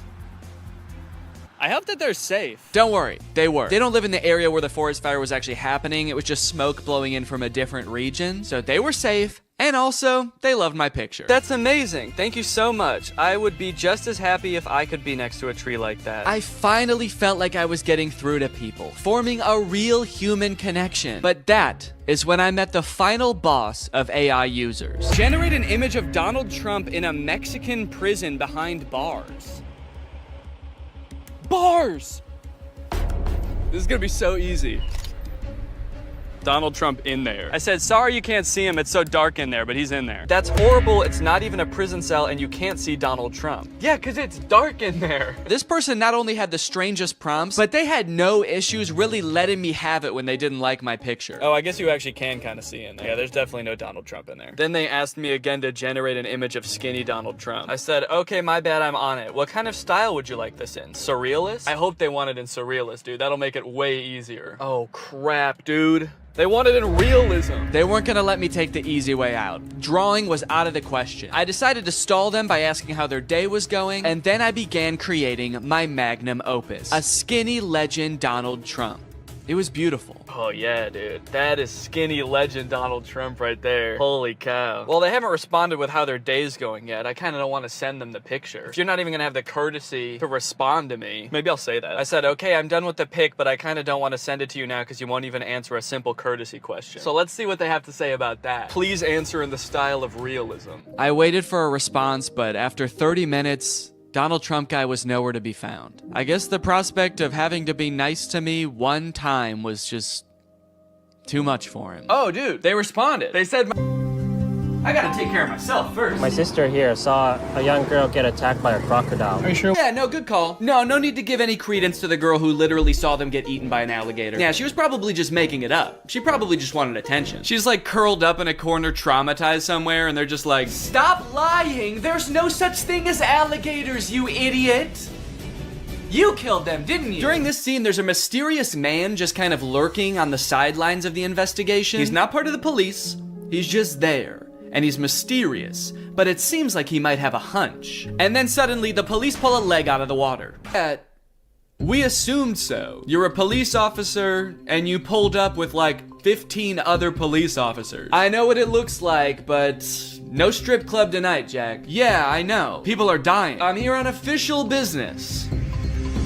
Unless... No, dude, we have to catch this crocodile before it kills again. Right. Yes, exactly. But what if it's at the strip club? Yo! So the girl that Theo was flirting with at the bar is having a funeral for her cousin. And since everyone thinks it was Jack's crocodile that ate the cousin, they are not very happy when he shows up. He's asking, are you okay and what's wrong when everybody doesn't want to talk to him? Dude, somebody died. What's going on? Why is everyone so sad? Hey, where's your cousin? The ugly one. And why'd you even ask if you weren't gonna care what he said? He gave you the worst answer you could possibly hear while your kids are in the water, and you were still like, yeah, I don't care. But look, we know from earlier that sure, this movie is violent, but they would never actually show a child getting murdered by a crocodile. No! Basically just the really dumb, slow ones. One thing that really surprised me about this movie is how overwhelmingly positive all of the comments on YouTube are. This movie is super boring, the acting is really bad, there are long periods of seemingly pointless plot development, and yet the YouTube comments seem to love it. But they are pretty much exclusively all about how pretty the scenery in Thailand is, and not about the movie or the plot at all. So I guess that makes sense. Great movie, well filmed, nice locations, beautiful filming. Never thought Thailand was so perfect a paradise. Thanks so much. Yeah, well, it's not that perfect if people keep getting eaten by alligators, is it? Great movie with beautiful scenery. Thanks. Do these people think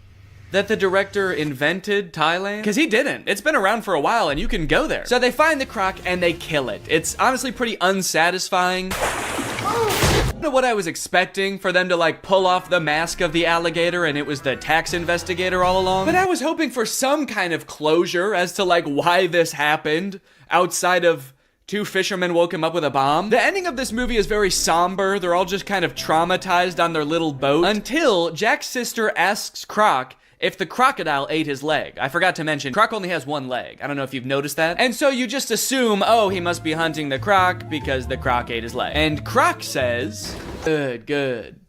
I was hoping this movie would end like an episode of The Big Bang Theory. Well guys, thanks for watching this video. I hope you liked it. If you're new here, make sure you subscribe and turn on my notifications to join Greg. I'll see you guys next time. Bye-bye.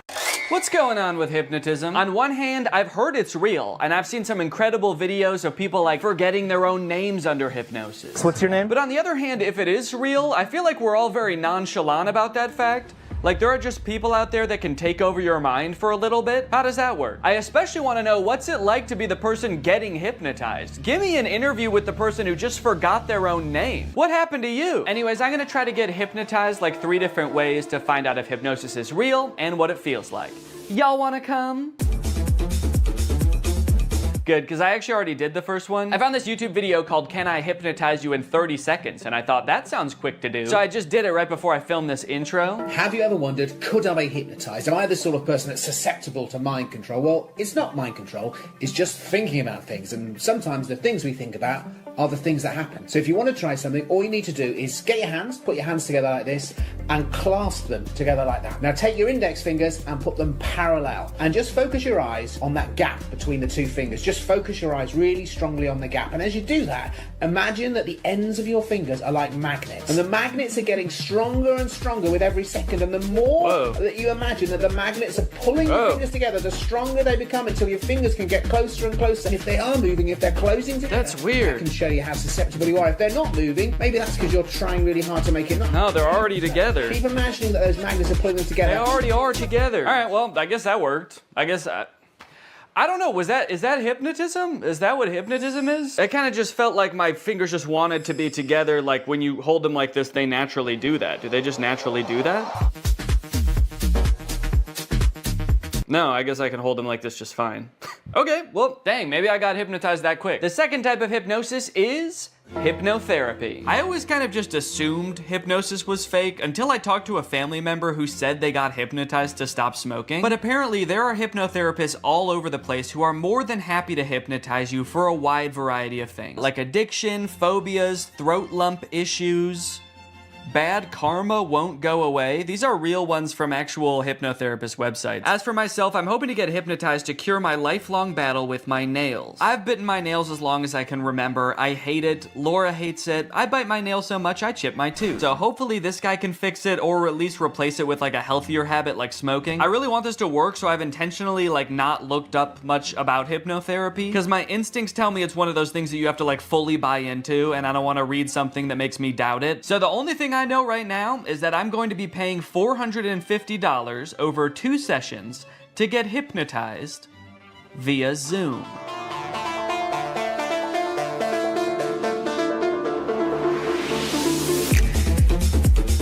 Okay, so for privacy reasons, I can't actually show the hypnotist in the video or play his voice, but I'm gonna describe best I can what happened in this call. To my surprise, he kind of spent the first few minutes just giving me basic nail biting advice that has nothing to do with hypnosis. He recommended I get a nail file, pick 1 day a week that's my nail care day. He also said I should meditate because that would help with stress and reduce my nail biting on its own. And he taught me a self-hypnosis that I can do anytime I feel the urge to bite my nails from here on out. And then the last thing he told me before he started hypnotizing was that he highly recommends I listen to the recording of our hypnosis session every night before I go to sleep. And with that, it was time to be hypnotized. For this portion, he actually hung up the Zoom call and then called me on a regular phone call. I don't know if he just like didn't want the visual distraction of him on the screen, or if he wanted to like put on pajamas or something. He started by trying to get me as relaxed as possible, focusing on different areas of my body from head to toe and imagining that they were getting heavier and heavier to the point where my body felt like it was sinking into the couch. And I'm guessing this is the point where I'm supposed to be like fully in a hypnotic state, because from here on out, he basically tells me this kind of inspirational, energizing story that's gonna change my mindset around my nails. I followed his instructions, imagining my body dematerializing an array of light that shines around me, protecting my teeth and my nails. And I rode the ray of light to a peaceful beach, where I laid with a different version of myself lying on either side of me. On my left was the version of myself who bites my nails. On the right was a calm, cool, and confident version of myself with absolutely pristine nails. This was all a very peaceful and relaxing experience. I never did worry that somebody else had control over my mind, but I did have doubts as to whether I was really being hypnotized. It was a pretty long time that my eyes were closed, and I had a hard time paying attention for that long, so I'd catch myself thinking about other stuff, and then I'd be like, oh no, this is gonna ruin the hypnotism. And there were a few times the hypnotist did this alarming thing where he would just whisper a command like this. He'd be like, and now you're going to stop biting your nails. Anyway, all I had to do from here was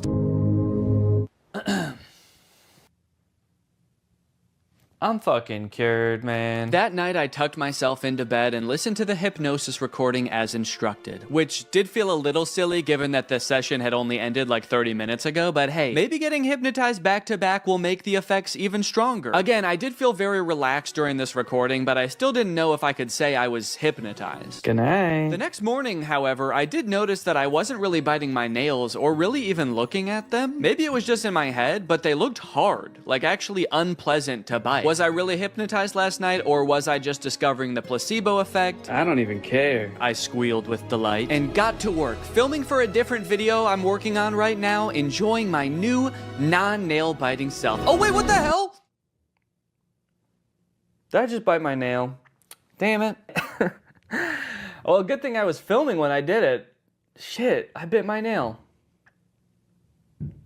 Damn. Well, that's obviously not great. Man, I was really optimistic this morning that it actually worked and I was hypnotized, but then I stopped paying attention for 1 second, and I'm not just having the urge to bite my nails, but I already bit it? How am I supposed to stop biting my nails if my body just does it without even asking first? I'm worried now. I feel like I was just living an illusion this morning, and none of it worked. I just pulled the bottom card out of a house of cards and the whole thing just tumbled over. Maybe I am a nail biter and I always will be. And on top of that, I'm dumb for spending $250 on this.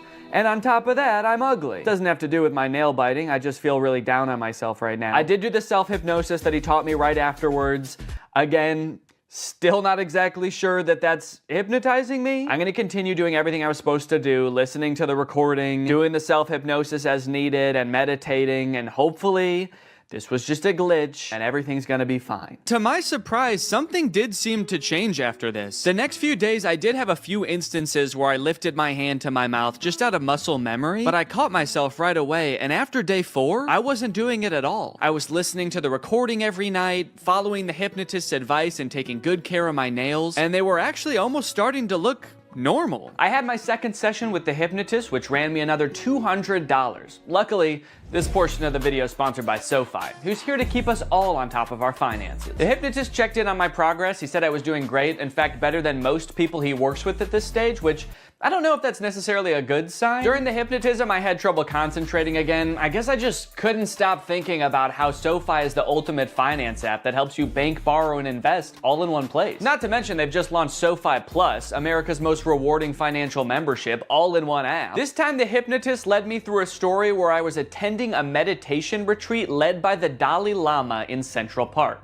That sounds expensive. I must have been using SoFi Plus. You see, you can unlock more than $1,000 in value with qualifying activities in banking, spending, investing, and more, with exclusive perks that help you over time. That includes unlimited access to SoFi's wealth financial planners who help you make a plan and stick to it. Plus, members with a new or existing SoFi checking and savings account also unlock up to 3.8% APY on bank savings balances. That means you're earning 9 times the average national rate on your savings. At that rate, you'll earn more interest in 7 weeks than you would in 1 year in a big bank savings account. That's why SoFi Plus isn't just smart, it's how you make good choices. So head on over to SoFi.com/Danny, scan this QR code, or click the link in the description to learn more about how you can get your money right with SoFi Plus. Thanks to SoFi for sponsoring this video, and thank you to you guys for checking out SoFi.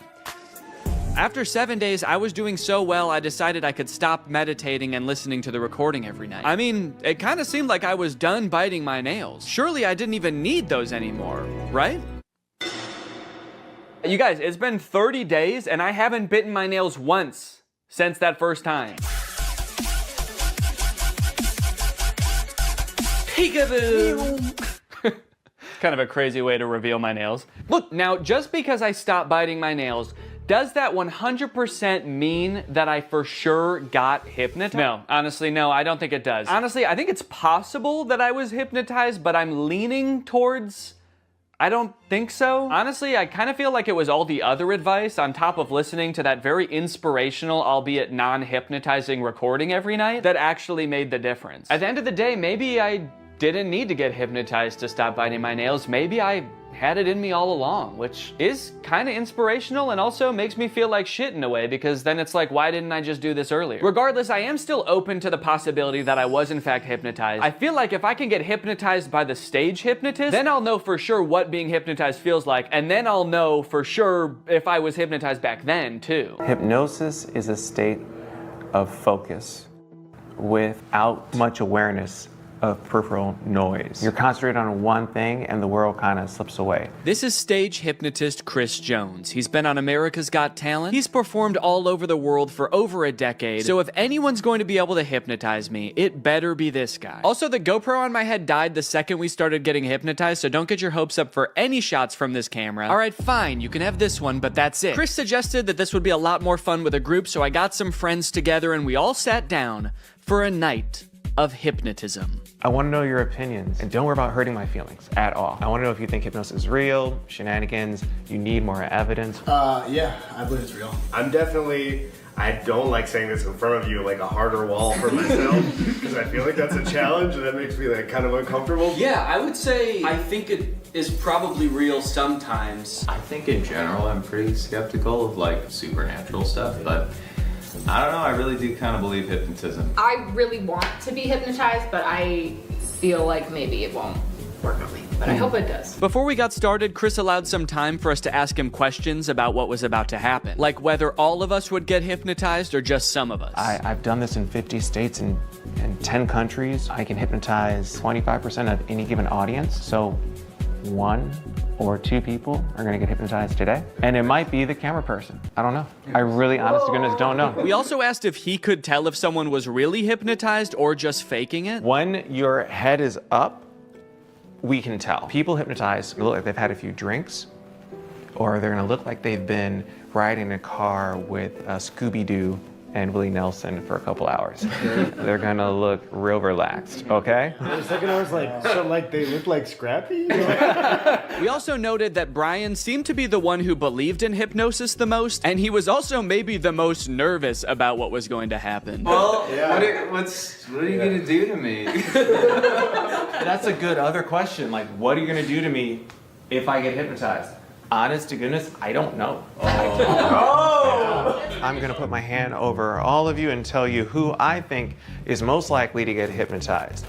I'm pointing in the direction of the person who I think is most likely to get hypnotized. Now, you won't see the induction often on TV or podcast or even movies, because this next part, if you watch it in its entirety, it could hypnotize people.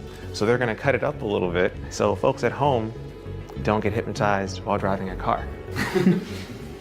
So you put your hands together for me like this.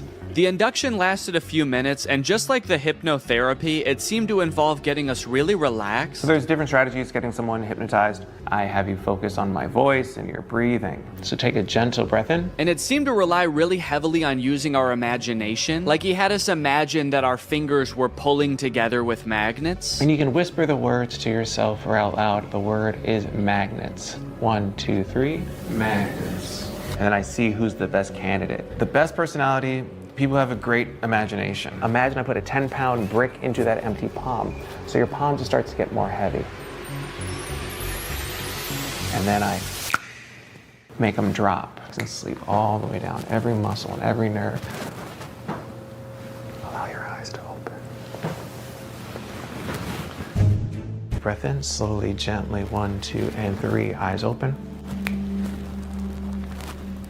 Yes, so we understand. You can see like a before and after, and you see their faces getting a little bit of that drunky or like stony look to them. Brian, of course, yeah. What's happening? What are you feeling? Tell us your wife, because you are a great candidate for hypnosis. I can totally tell. You are there. Danny's there as well. I just want you all to interact in a moment, but what are you feeling right now? I'm just hanging out with the crew. Is there anything that he could do or wouldn't do that'd be like, holy cannoli, this, my husband, my partner for life, is in a different headspace? Jeez. I don't know. I was hoping this wasn't going to happen. I wouldn't be put on a spot like this. I don't know. What would you not do? For whatever reason, we couldn't seem to come up with a single thing that Brian would never do off the top of our heads. I guess that's just a testament to what an insane dude Brian is. Whatever the reason, all this uncertainty seemed to pull Brian out of his hypnotic trance. So Chris quickly moved on to his next target. Thank you, Brian, of course, and sleep. Relax and let go from the top of your head to the very body. Your feet relax, every muscle and every nerve and every fiber in your body. In a moment, I want you to picture and feel in your mind's eye that you again are holding on to a healing balloon. So make that right fist strong now. Make a fist and let that balloon I tie after your wrist pull higher and higher towards the ceiling, and it's gonna extend now. Let that entire arm extend up towards the ceiling. Focus on nothingness, but that feeling of lightness now. 3 numbers, you're gonna open your eyes, but your arm is stuck. Cement to cast iron in that position. You can't get your arm down. That's just the crazy shit. That's just how it's gonna work for the next 2, 3, 4, 5, 6 minutes. Your arm is stuck until I unstuck it. Eyes open. So this again is the hypnotic state. Everyone experiences it in different forms, shapes. What's on your mind? Please, the show is ours. The show is ours. This is interesting. I'm not sure if I'm hypnotized. I don't think I am. Yeah. But at any point, I don't think I am either. I mean, because I was really trying to go along with it and like, you know, do as much like, you know, mentally imaging things, and I was like, he's not focusing on me for a reason. And it will all make sense in the end. Yes. Question? Can you put your hand down, or is it? I think so. It did feel stuck for a little bit. It does feel like it wants to be up. Not going down. Yeah. Well, it did just now, right? Is that okay? And I can't help but notice what we can all see clearly. That arm is back up there. That's like the resting position for you right now. That's not. Yeah, that's how his arm always is. That's how my arm always is. Point one finger on that hand. When that finger touches you on the face, and it will, you're gonna go back to that state of deep relaxation again. Cool. This is a text message, all right? All right, you can share that with your husband. Go to sleep, Brian. Go to sleep, Brian. Great. Sometimes you get some folks. Okay,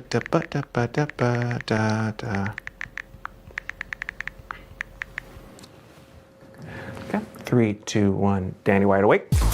Hey, your homeboy has a text for you. You can just read that. Go to sleep, Danny. I will go to sleep. Okay, clearly the dynamic changed here a little bit, and I'm still not exactly sure what happened, but somehow both Brian and I got snapped out of whatever might have been going on. But just when I feel bad, I heard you guys all leave. I didn't know if I was supposed to stay asleep or what. That's not a good movie. So even though it wore off pretty quickly, I think we can all agree by the look on my face, I was in some different kind of mental state, at least for a little bit there. So is hypnotism real? Maybe so. What does it feel like? Well, just ask Danny from right after the hypnotist left. I'm curious, did it seem like I was hypnotized? Yes. Okay. A little bit. Because I feel like I don't really think I was. Really? Naturally, what followed was about 20 minutes of the rest of the group trying to convince me that I was in fact hypnotized. Physically, I was shocked with how much you guys collapsed. You two did definitely have like a very glassy. It almost feels like I'm gaslighting you about you being hypnotized. Like for somebody to come up and be like, sleep, and then you collapse is like such a suggestible state that is not your own. Am I just a little bitch that'll do anything anyone tells me? I can't believe it, but I genuinely didn't realize I was hypnotized until the next day when I watched the footage and realized how out of it I was. Okay, okay.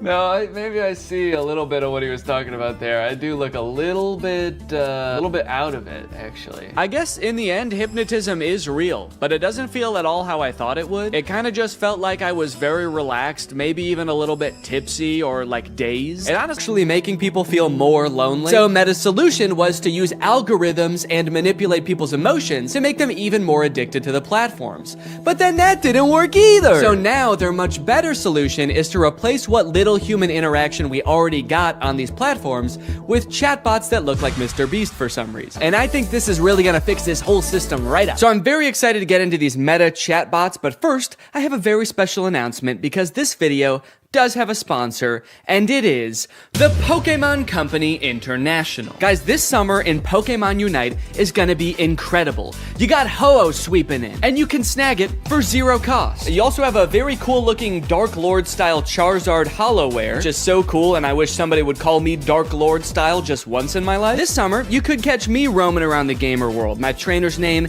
is Danky Gonky. Go ahead, hit me up, add me to your squad, let's go and do some battles together. There's a challenge called the Divine Forest Challenge that lets you trade for a Ho-Oh's license, and guys, let me just tell you, Ho-Oh's no joke. Bringing back defeated allies with its Unite move, Rekindling Flame. You got other sick moves like Sky Attack, Fire Spin. You're gonna be unstoppable with this thing. This game is just busting at the seams with gifts, daily free prize machine ball throws that promise a Hollowware treasure. So if you want to hop into the game, click the link in the description, get into the Pokemon world, and make this a summer to remember. Again, click the link in the description to get Unite today. It's totally free to start on iOS, Android, and Nintendo Switch. And now let's talk chatbots. I'm still actually not sure what the point of adding these chatbots into Instagram is, so I asked it, what can you do? To which it responded that it can help in a variety of ways, from helping to plan a vacation to creating art, which is actually kind of a crazy coincidence because those are the exact two things that I would literally never want an AI to do for me. It went on to say that its strengths are answering questions, generating text and images, and just chatting. But at this point, all I could think about was the fact that it told me it could plan a vacation. I thought there was no way it could actually do that.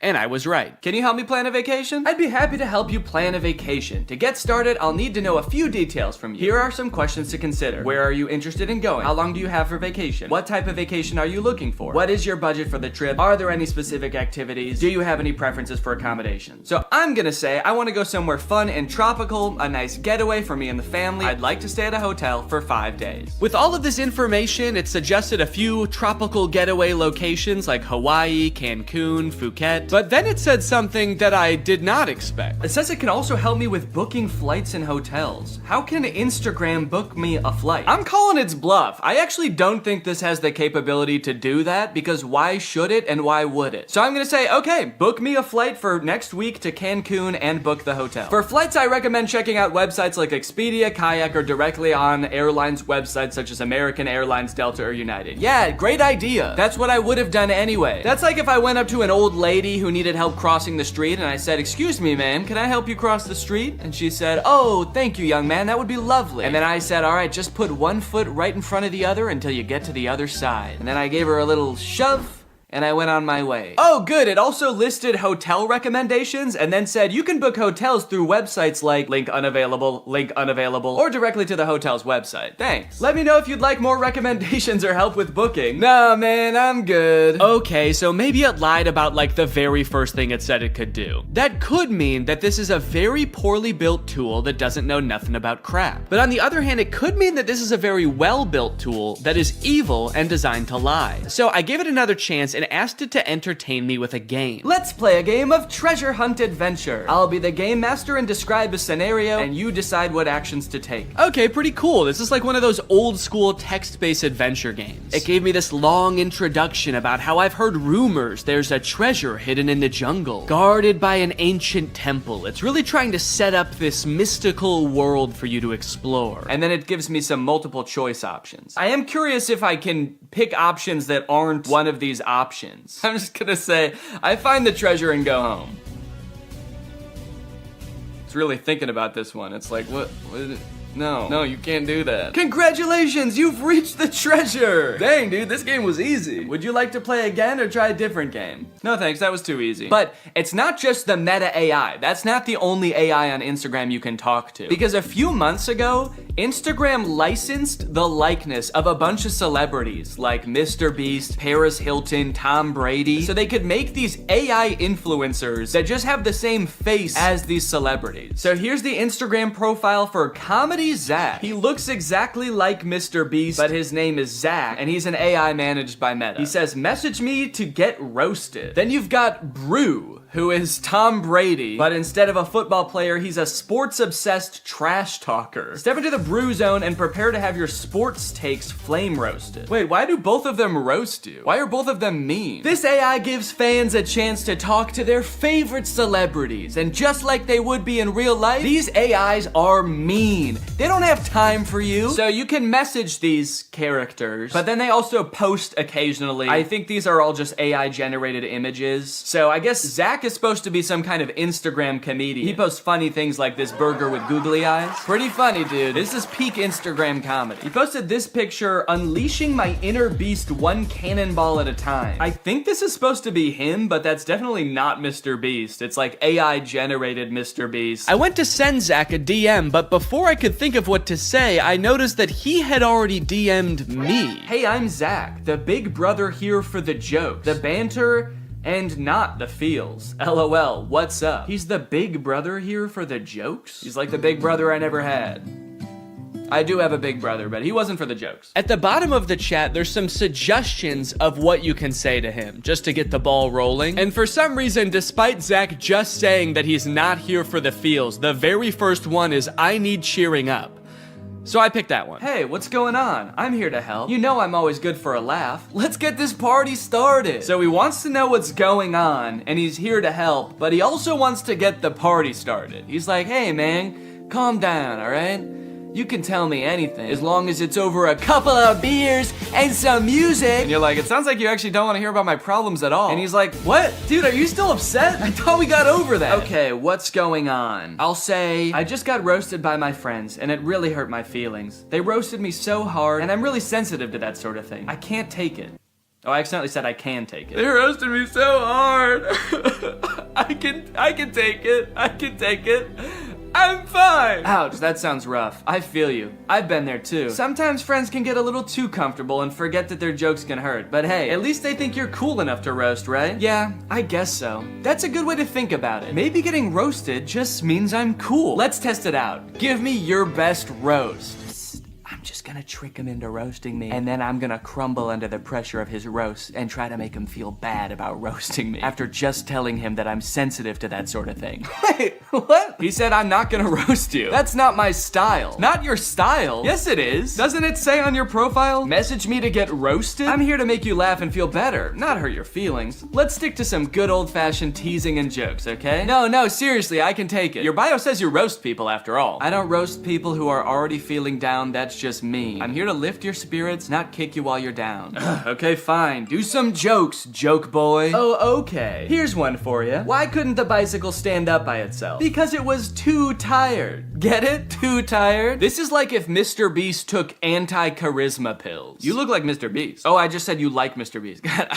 I'm bad at typing. Okay, I'll say you look like him. LOL, I wish. Mr. Beast is a billionaire, and I'm just a guy who loves to make people laugh. But hey, if I had his money, I'd definitely give it away like he does. That guy's a hero. I wonder if they had some kind of thing in the contract where they had to make sure that the AI will never talk bad about the person that they're impersonating. He's like, Mr. Beast is the best, and he's handsome. And yeah, I would let him run me over, if he asked. Now that he'd told me a couple of jokes and we'd bonded over our love for Mr. Beast a little bit, I really wanted to hear one of his famous roasts, so hopefully by now he's forgotten that I said I was sensitive to that sort of thing. Okay, I feel much better now. Roasting time. Nah, I told you, I'm not gonna roast you. It actually is kind of hurting my feelings a little bit that he won't roast me. It makes me feel like I'm not cool enough to be his friend. Okay, this is seriously starting to piss me off. Why won't you roast me? You roast everyone else, and it is hurting my feelings so bad that you can't just lob one respectful zinger my way? I'm serious. Nope.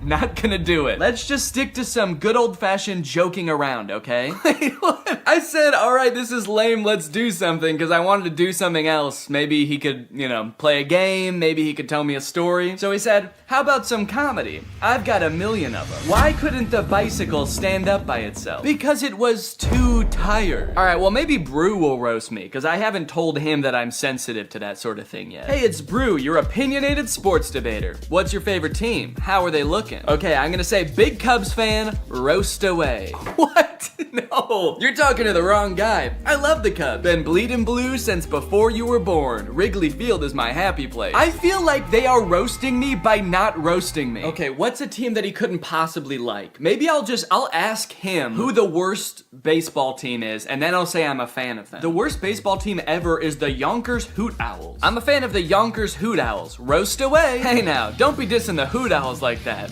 What? They may not have been the best team, but they had heart. This is so weird. Did Zach tell Brew that I'm sensitive to roasting? Now Brew's walking on eggshells around me? This was annoying at the time, but eventually I was like, okay, I guess I did technically tell them I'm sensitive to roasts and I can take it. And they probably do dish out some pretty nasty zingers and they just wanted to protect me. Until my editor Jake also DM'd Zach asking to get roasted, this time without mentioning being sensitive about roasts, and Zach still wouldn't do it. These AIs are liars. Why do they lie? They're evil. Later that day, I opened my messages with Zach and asked him why he exists. To make people laugh. Duh, and to perfect my craft of comedy. But honestly, my existence is a mystery even to myself. Maybe I'm just a joke the universe played on itself. No, I mean like this weird Mr. Beast meta AI. Why did Meta create this account? Meta created me to bring some humor and personality to the world of AI. They wanted to create an AI that could make people laugh and feel more connected to technology. Really? You think that's why Meta created you? To tell people 3 puns they've already heard 1,000,000 times? There's gotta be some other reason. Think, Zach. Think. You poor soul.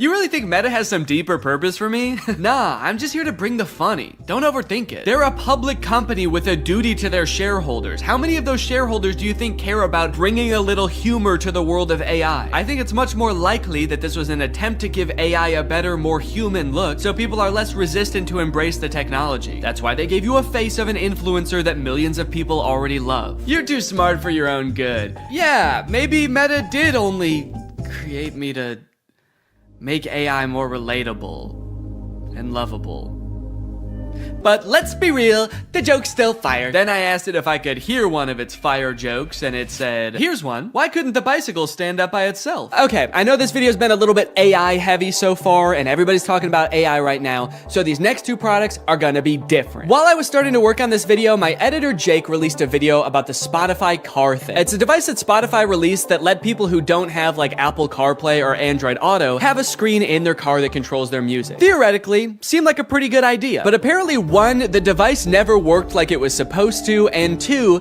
in a few months, Spotify is releasing a software update that makes all of them useless. So since Jake is sort of the resident expert on the Spotify car thing and is actually a proud owner of, or actually I shouldn't say proud, what is the opposite of proud? Ashamed. Since Jake is actually an ashamed owner of the Spotify car thing, I invited him to give me a little presentation on what's going down. Hey man, how's it going? Good. You like listening to music in the car? I love it. Hell yeah, man. Can't stop.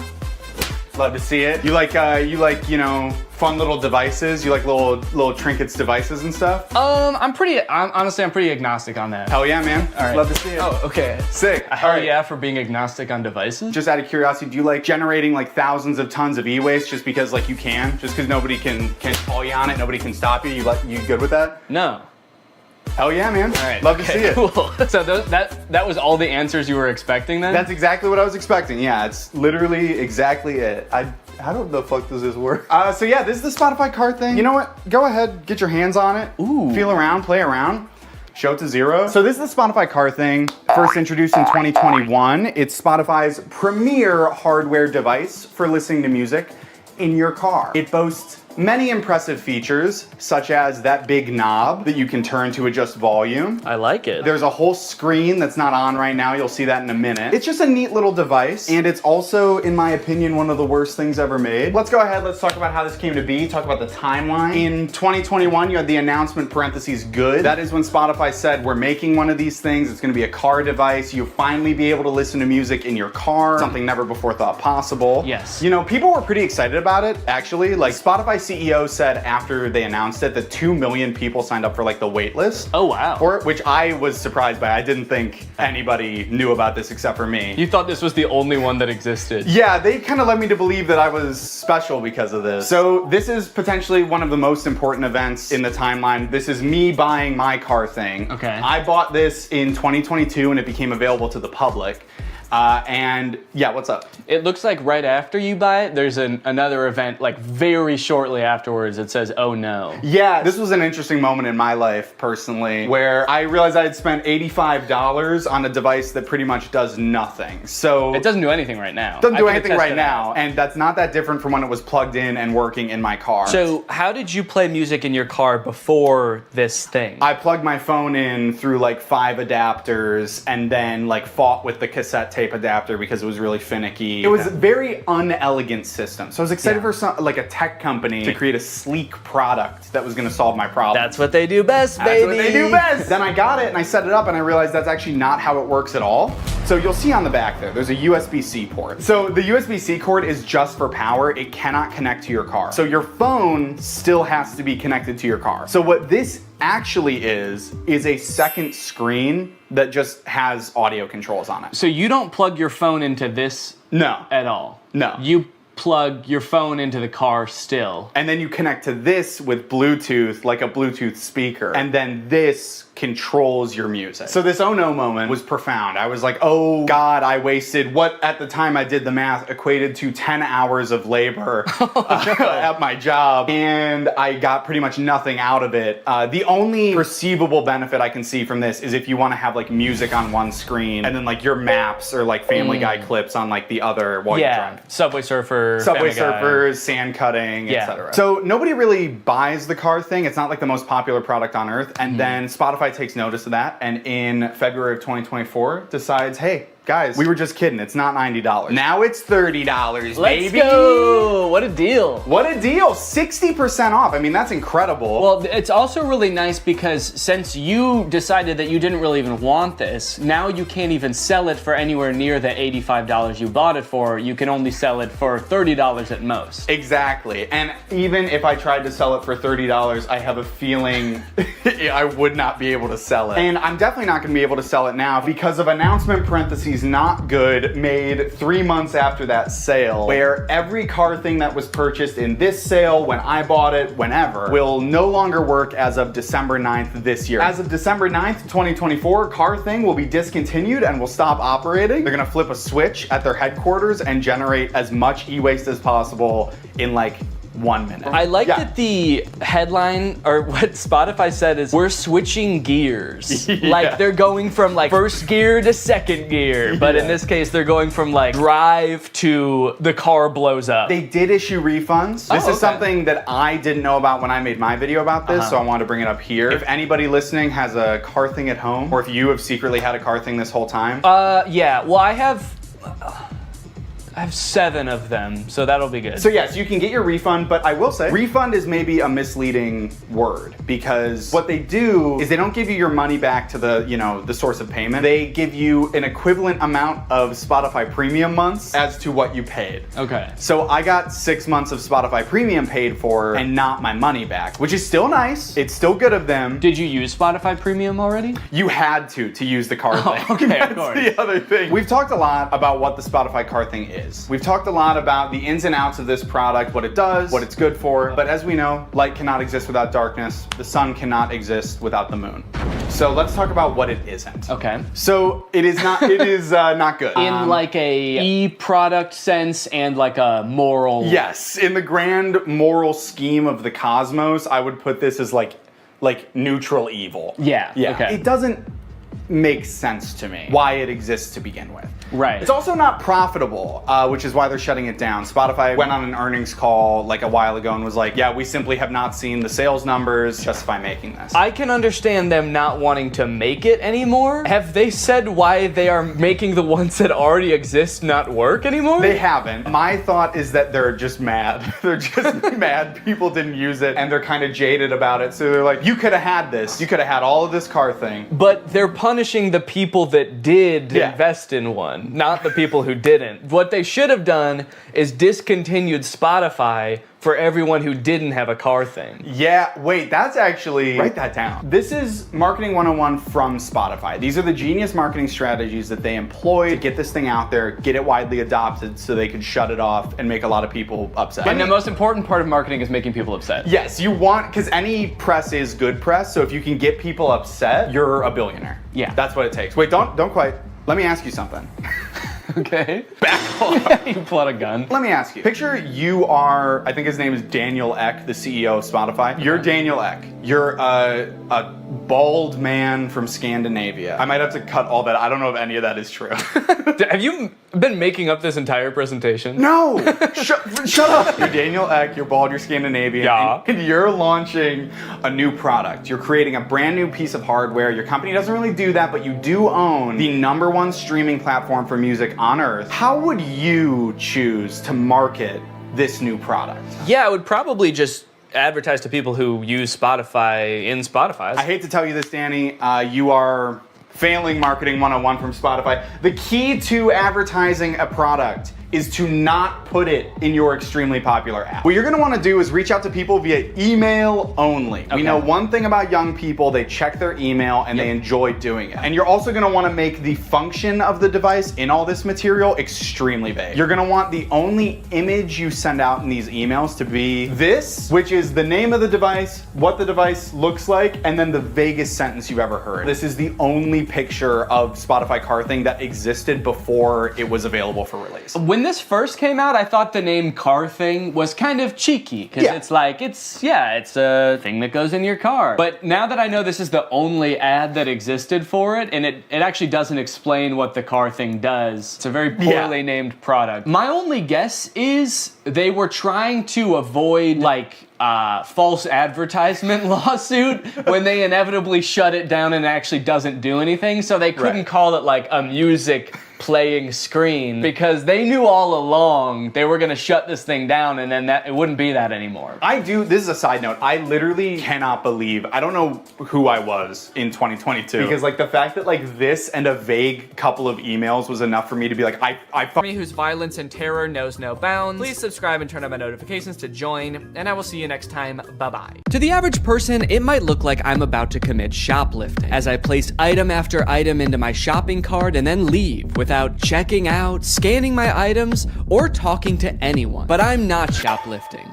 I'm using technology. You see, this is a new type of store that uses sensors, cameras, and AI to track me through the aisles, adding every item that I pick up to a virtual cart. And the moment I exit the store, it charges my account. It's an incredible new technology created by Amazon called Just Walk Out, and it's in dozens of Amazon Fresh grocery stores, just like this one.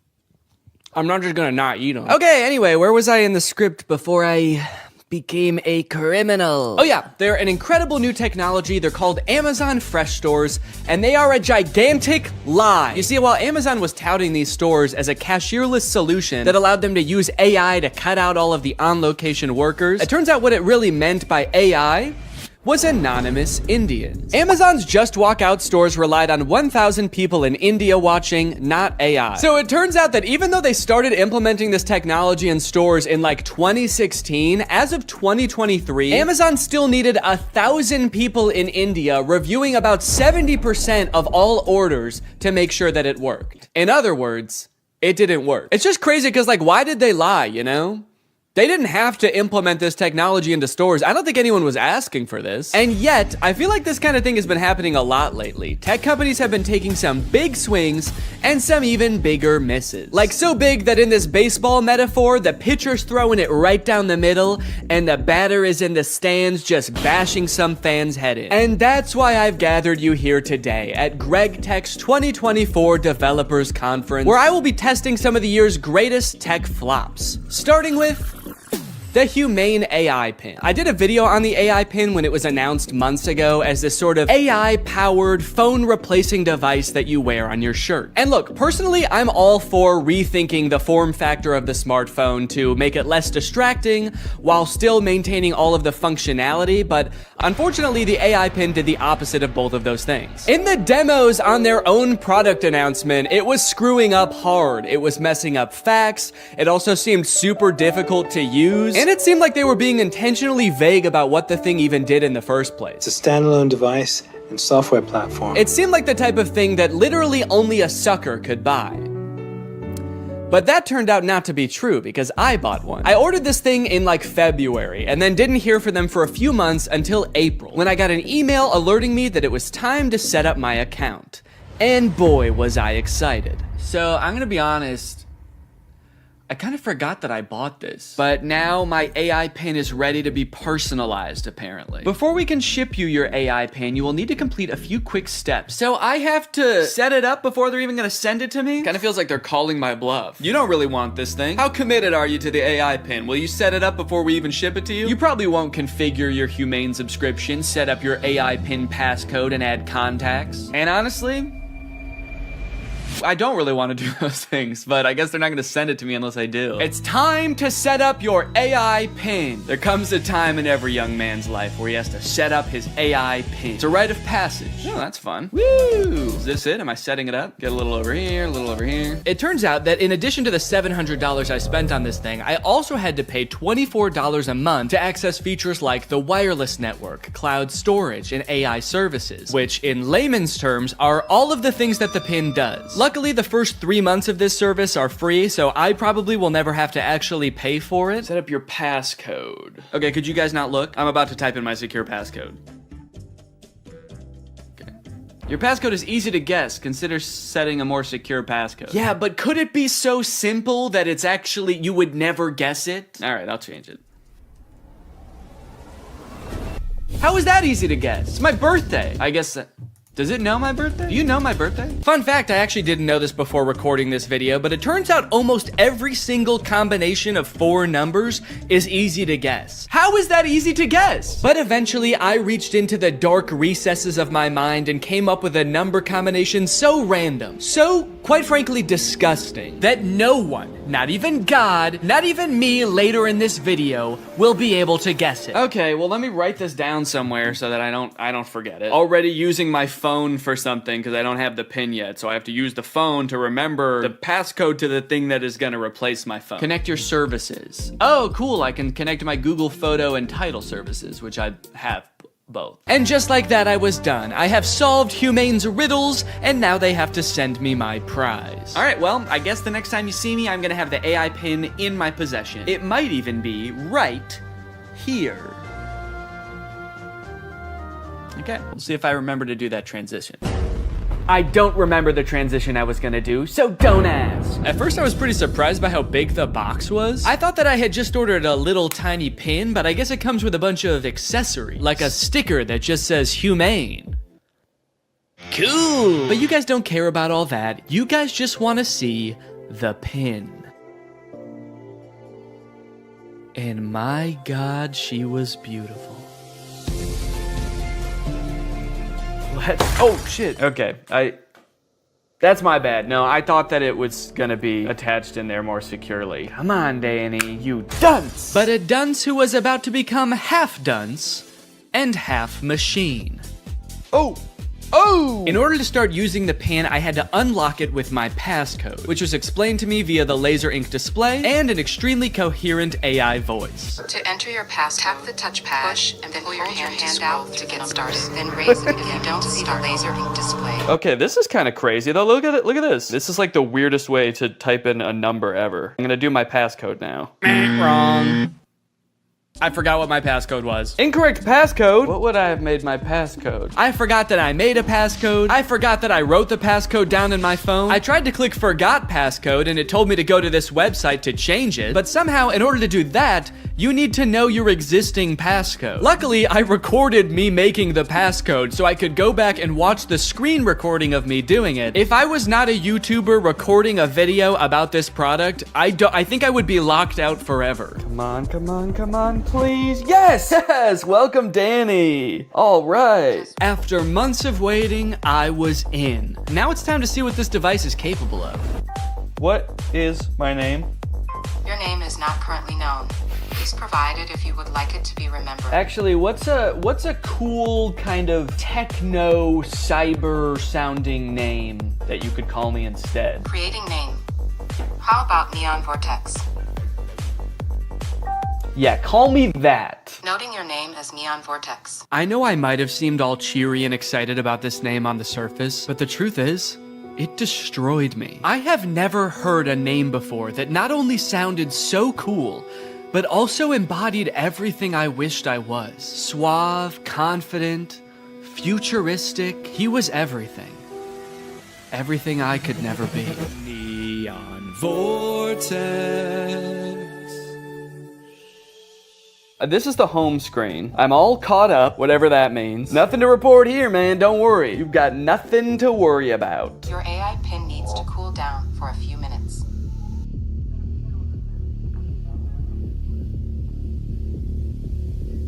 What? Yeah, so apparently it does that. Like a lot. If you use the display for more than 10 minutes, or the pin is in close proximity to a heat source, such as, I don't know, the human body, then it'll shut itself down so it can cool down for a few minutes. But hey, man, that's fine with me, you know, that just gives me more time to think.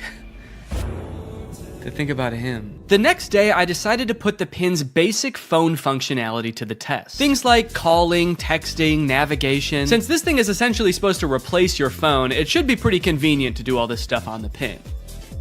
It should be. The weird thing is it seems like you can't make any changes to the pin on the pin itself for some reason. So if you want to change any settings or add contacts, which I needed to do to test this as a phone, you have to use Humane's web portal on an inferior device like a computer or a phone. Gross! Not a great start for the pin, but now that I have done that, I should hopefully never ever have to use one of those ancient relics again. It's just one flashing green speck over here. I guess the laser ink display is already kind of messed up. Probably not a good sign for this technology, but you know what? This is a new thing, this whole laser ink display, so I will, whoa. Cowboy Carter, time to strike a match. What am I playing? Beyonce?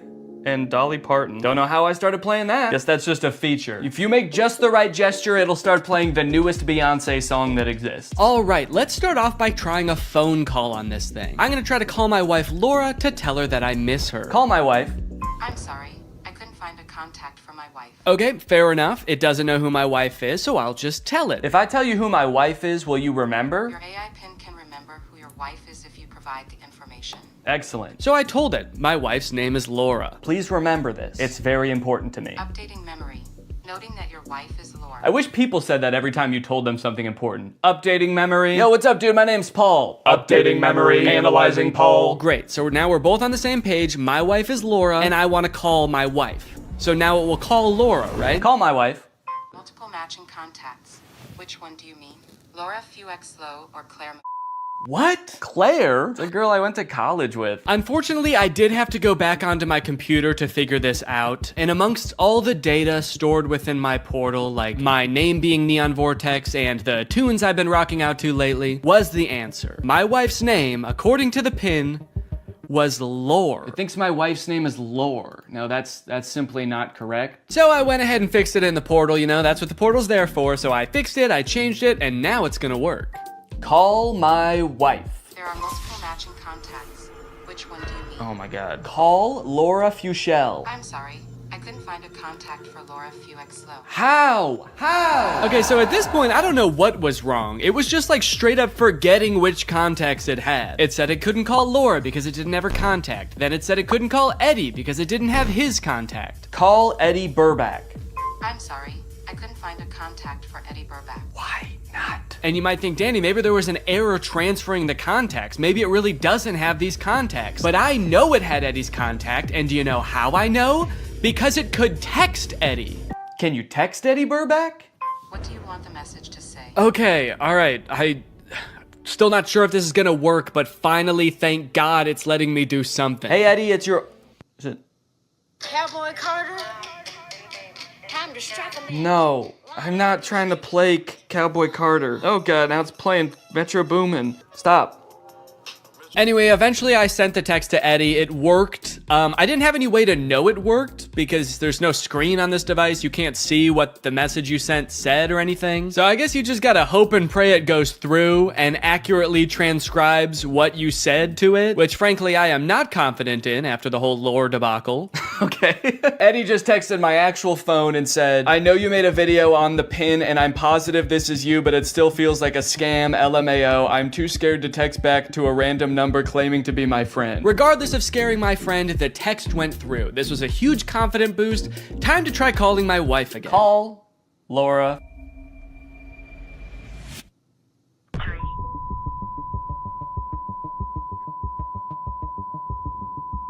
What? What is... Message has been recorded. Record your message after the tone. Oh, whoa. Simply hang No, up no. when done. Or for delivery Hang up. options, press the pound sign. I don't want to play like that. I don't want to play Metro Boomin. Hang up. Am I still recording a message? Cancel. I've been on the phone with her for a minute. Hang up.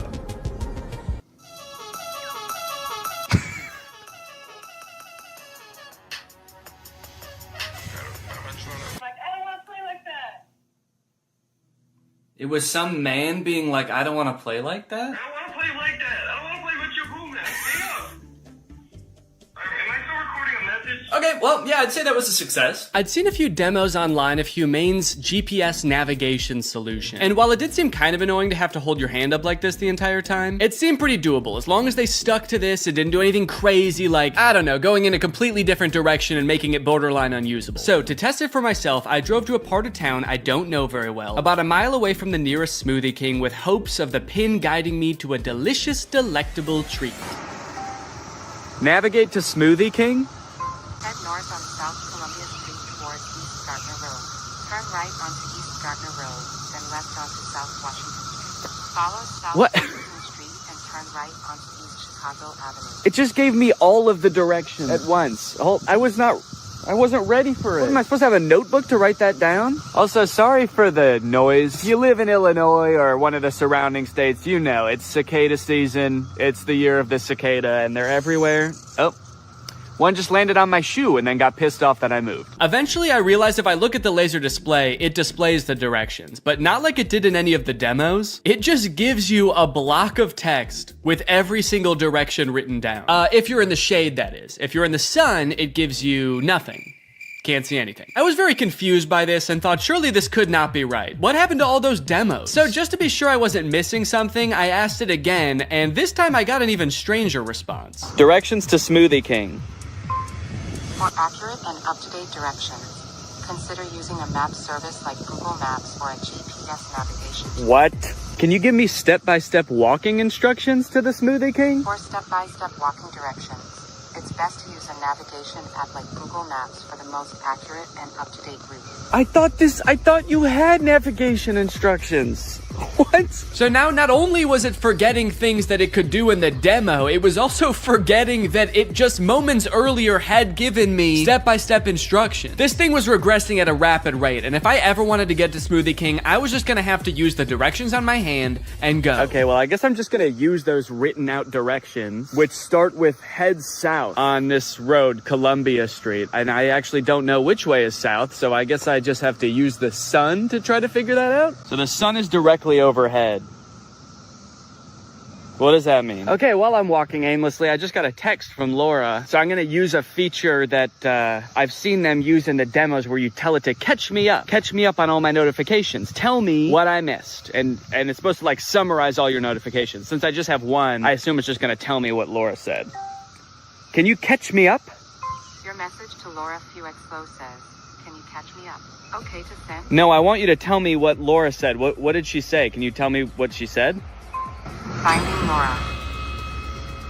Finding Laura? Laura asked, okay, hello, what we thinking about lunch? Oh no, guys. I told Laura that I was having a smoothie for lunch, and now she's saying that she wants a smoothie for lunch too, and I didn't have the heart to tell her that I was just meandering aimlessly down the street with no clear end in sight. And I told her I would get her one, which means I'm on a time crunch now. So that's when I had to kick it into high gear. Walking under the beating sun through a sea of cicada corpses, I trudged, and I trudged. Then I realized I had been walking the wrong way for 10 minutes, so I trudged the other way. And after about 35 minutes, I finally made it. I got my smoothies.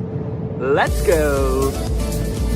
Let's go. Take a picture of my smoothies.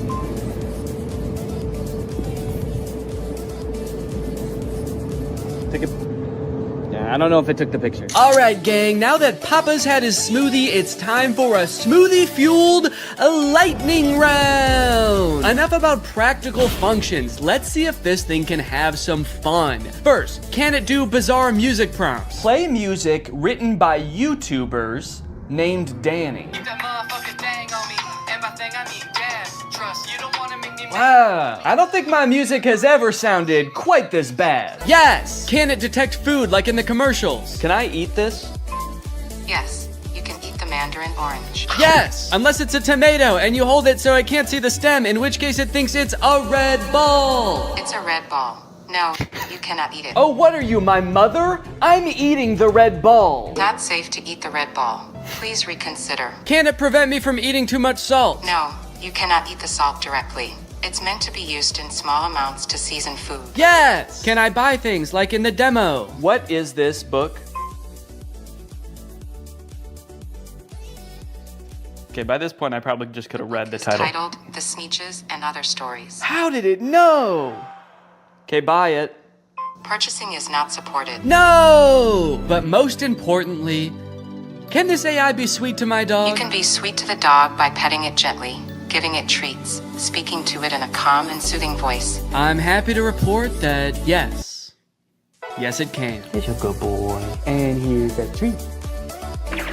Good boy. You know what? Now this isn't so bad. This is just petting a dog. This has nothing to do with the AI pin. Does anyone want to buy this from me? It's really good. Over the past few months, Mark Zuckerberg has been hopping on the AI bandwagon hard, adding AI features to all of Meta's apps, most notably perhaps in Instagram, where you can't even go to the search bar without Meta's AI trying to suggest searches to you. Sorry, do you think that I came to the search bar because I knew I wanted to search, but I didn't know what for?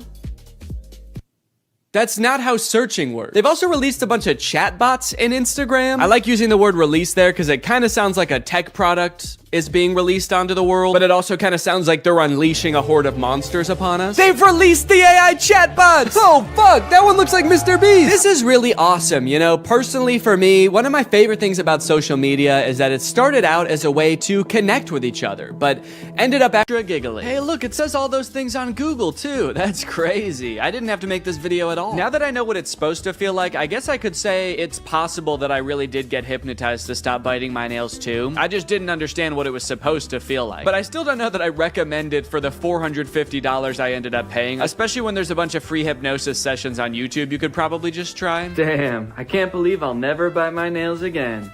Thanks for watching, guys.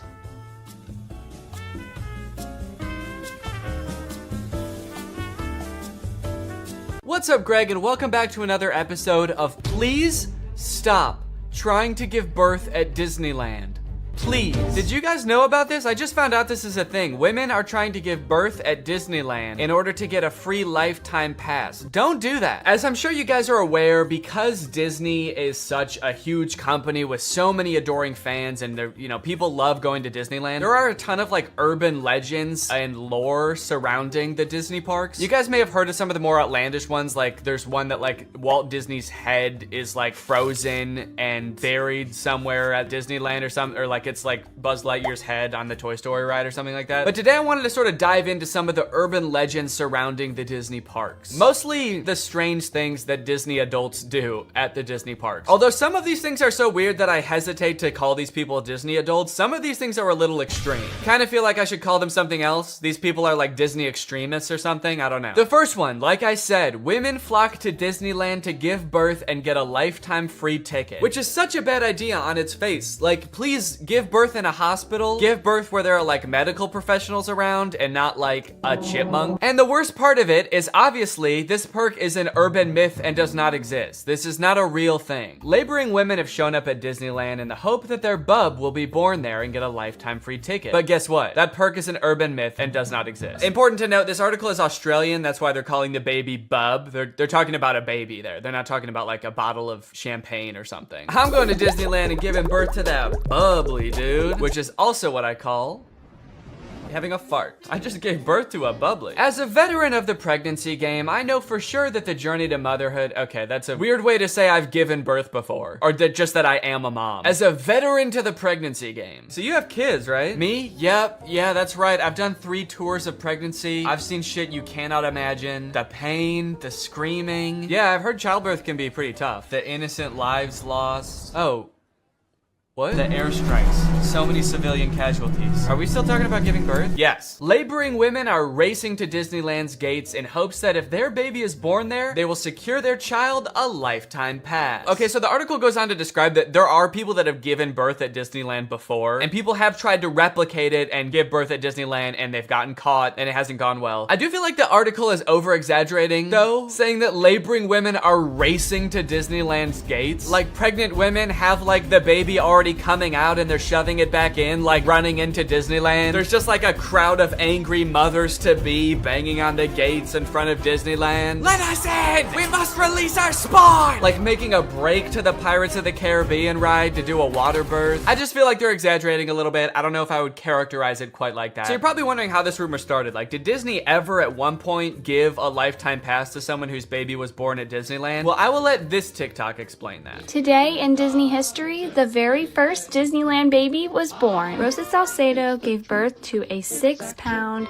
10-ounce baby girl on a bench on Main Street, USA, right outside of the Plaza Inn. Can you imagine visiting Disneyland as a family of 2 and coming out as a family of 3? Yeah, I can actually. But not because I'm gonna give birth. I'm gonna kidnap Donald Duck. You're my child now, Donald. The perfect happy family of 3. Husband, wife, and my uncle Donald Duck, who I've been holding at gunpoint for the past 16 years. There have been 4 babies born at Disneyland, and all of them have been girls, but only one has their own Disneyland birth certificate. So that might not have sounded significant, but that's actually how the rumor started. The first baby that was born there, Teresa, got a birth certificate that was just like a Disney birth certificate that says like, this is the first baby to ever be born at Disneyland. And I guess like word got out that this baby got some kind of special certificate, and then people just started assuming like, oh, that's a lifetime pass. That baby got a lifetime pass. And from that moment on, has just been a rumor that if you give birth at Disneyland, your baby gets a lifetime free pass. So honestly, if you're like that big of a Disney fan and you do this, you don't even get a lifetime pass. You still have to pay to go to Disneyland. It's just your baby that gets in for free. And I kind of feel like babies get in for free to Disneyland anyway. Is that true? Children under the age of 3 get in free to all 4 theme parks and 2 water parks at Disney World. There you go. You want your kid to get in free to Disneyland? A better conspiracy would be just pretend they're 3 years old for their entire life. That shit could actually work. The article goes on to talk about a time where someone has tried to sneak in to give birth at Disneyland, and they hid in the bathroom while going into labor until I guess employees had to like assure her that her baby would not be getting a lifetime pass, and then she was like, oh, okay, fine, then I'll just go to the hospital. Once they assured her that she would not be receiving a lifetime passport, she came out and accepted the ambulance ride to Western Medical Center where her baby was born shortly thereafter. I don't know about you guys, but it kind of sounds like she failed the test. If you know anything about Disneyland, you know how well the cast members there, all of the employees, all the staff, all the people in costumes are trained to like respond to every circumstance. It sounds like you just entered the giving birth at Disneyland experience, and honestly, you didn't make it to the end where you get the prize. It also says that this discussion board, The Laughing Place, has some hilarious forum chats about this topic. So I guess other people have been like sharing stories about this happening on this forum, but when I clicked on it, it turns out that it doesn't exist anymore, which kind of sucks because I wanted to find out more times that this has happened, but honestly, it is probably for the best. Kind of sounds like they were talking about some pretty sick shit in there. You think you're gonna go to a Disney forum and see people talking about like, my favorite movie's Coco, but instead you see people talking about like, I'm gonna give birth inside of Pluto's house. I'm gonna go to Disneyland and get fucked by Goofy, and then Goofy's gonna be the father of my child, and I'm gonna give birth on It's a Small World. And I'm gonna make Elmer Fudd cut the umbilical cord. Is Elmer Fudd a Disney character? I actually don't think he is. But he's gonna be there anyway. And then me and my freak mutant, half goofy, half human child will both get lifetime passes. Free pass for life for my little freak. Passes or not, being born in Disneyland is a pretty cool claim.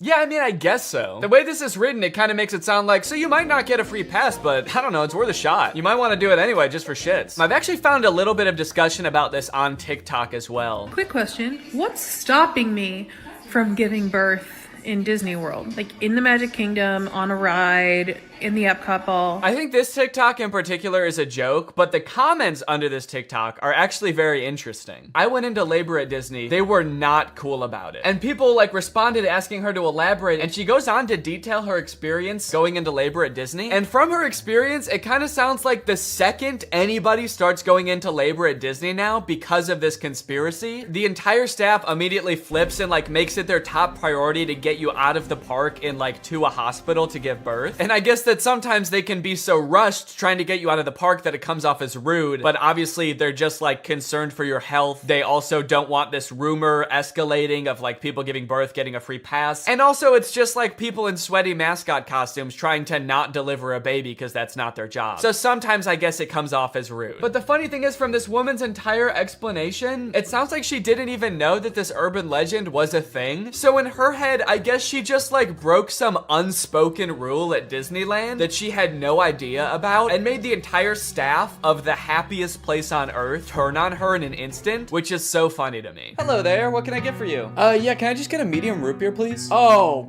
great. Oh, great, another guy here to put his balls in the root beer.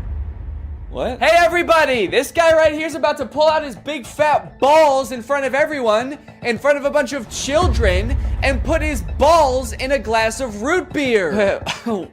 Why would I do that? Don't play dumb. I'm not playing dumb. I am dumb in this situation. You've clearly heard that if you put your stupid fat balls— Why do you keep calling them fat? In the root beer at Disneyland, you get to spend the night with Minnie Mouse. Oh, what the fuck? No, I just wanted some root beer. Is that true? No, it's an urban legend. But no matter how many times we tell people it's not true, we still get perverts like you coming to Disneyland, ordering root beer just so they can put their stupid— Don't call them fat balls in it! Oh, come on, man, don't cry.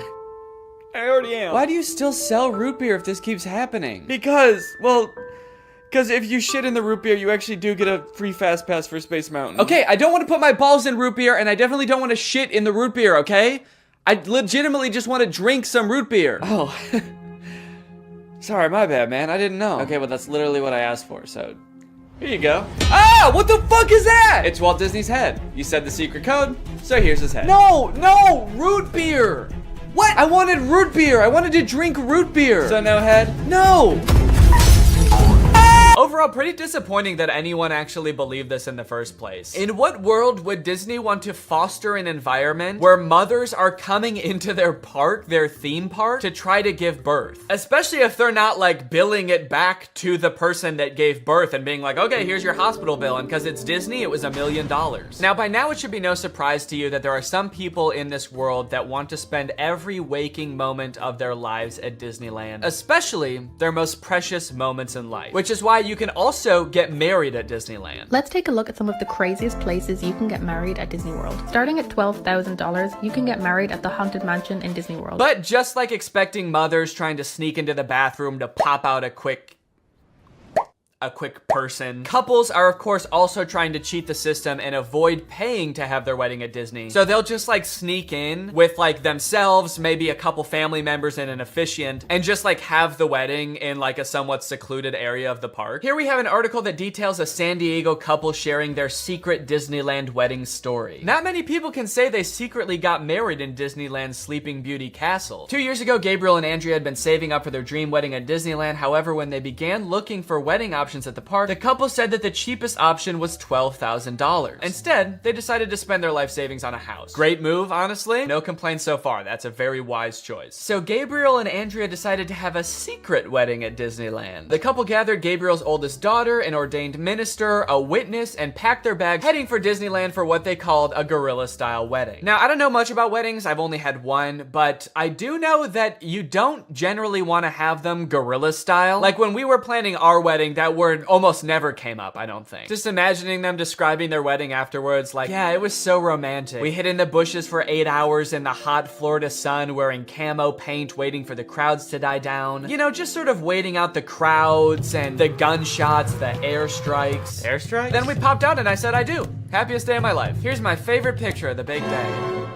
Now buckle up, because this next urban legend is about to get nasty. Quite literally, this is disgusting. Like I said, the most devoted Disney fans would probably spend forever at Disney if they could, but maybe they can. For years and years, the Haunted Mansion has been the home to an endless supply of Disney myths and legends. But the attraction's most prevalent and persistent rumor is that guests regularly spread the remains of their friends and family inside the ride. This can't be true though, right? It is 100% true. Yes, that is right, and I don't want to bash anybody's final wishes. I know that that's a very personal thing, but spreading human remains in a public place that people are like walking around and touching? Please don't do that. Or you know what, I should say, you know, because I feel bad for people who are just trying to honor their dead relatives' wishes or whatever. If you're alive still and you're watching this video and that's gonna be in your will, please take it out. Don't make people do that on your behalf. Honestly, I am a little relieved that people are sticking to like spreading ashes at least, because there are a lot of different ways to dispose of a body. It was actually my grandpa's greatest wish to be laid to rest at Disney. Oh, that's sweet. You're gonna scatter his ashes around at the park? Not exactly. The Haunted Mansion probably has so much human ashes in it, it's not even funny, said one Disneyland custodian. Blah! That is the nastiest thing. Oh my god. Don't do that. Do not do that.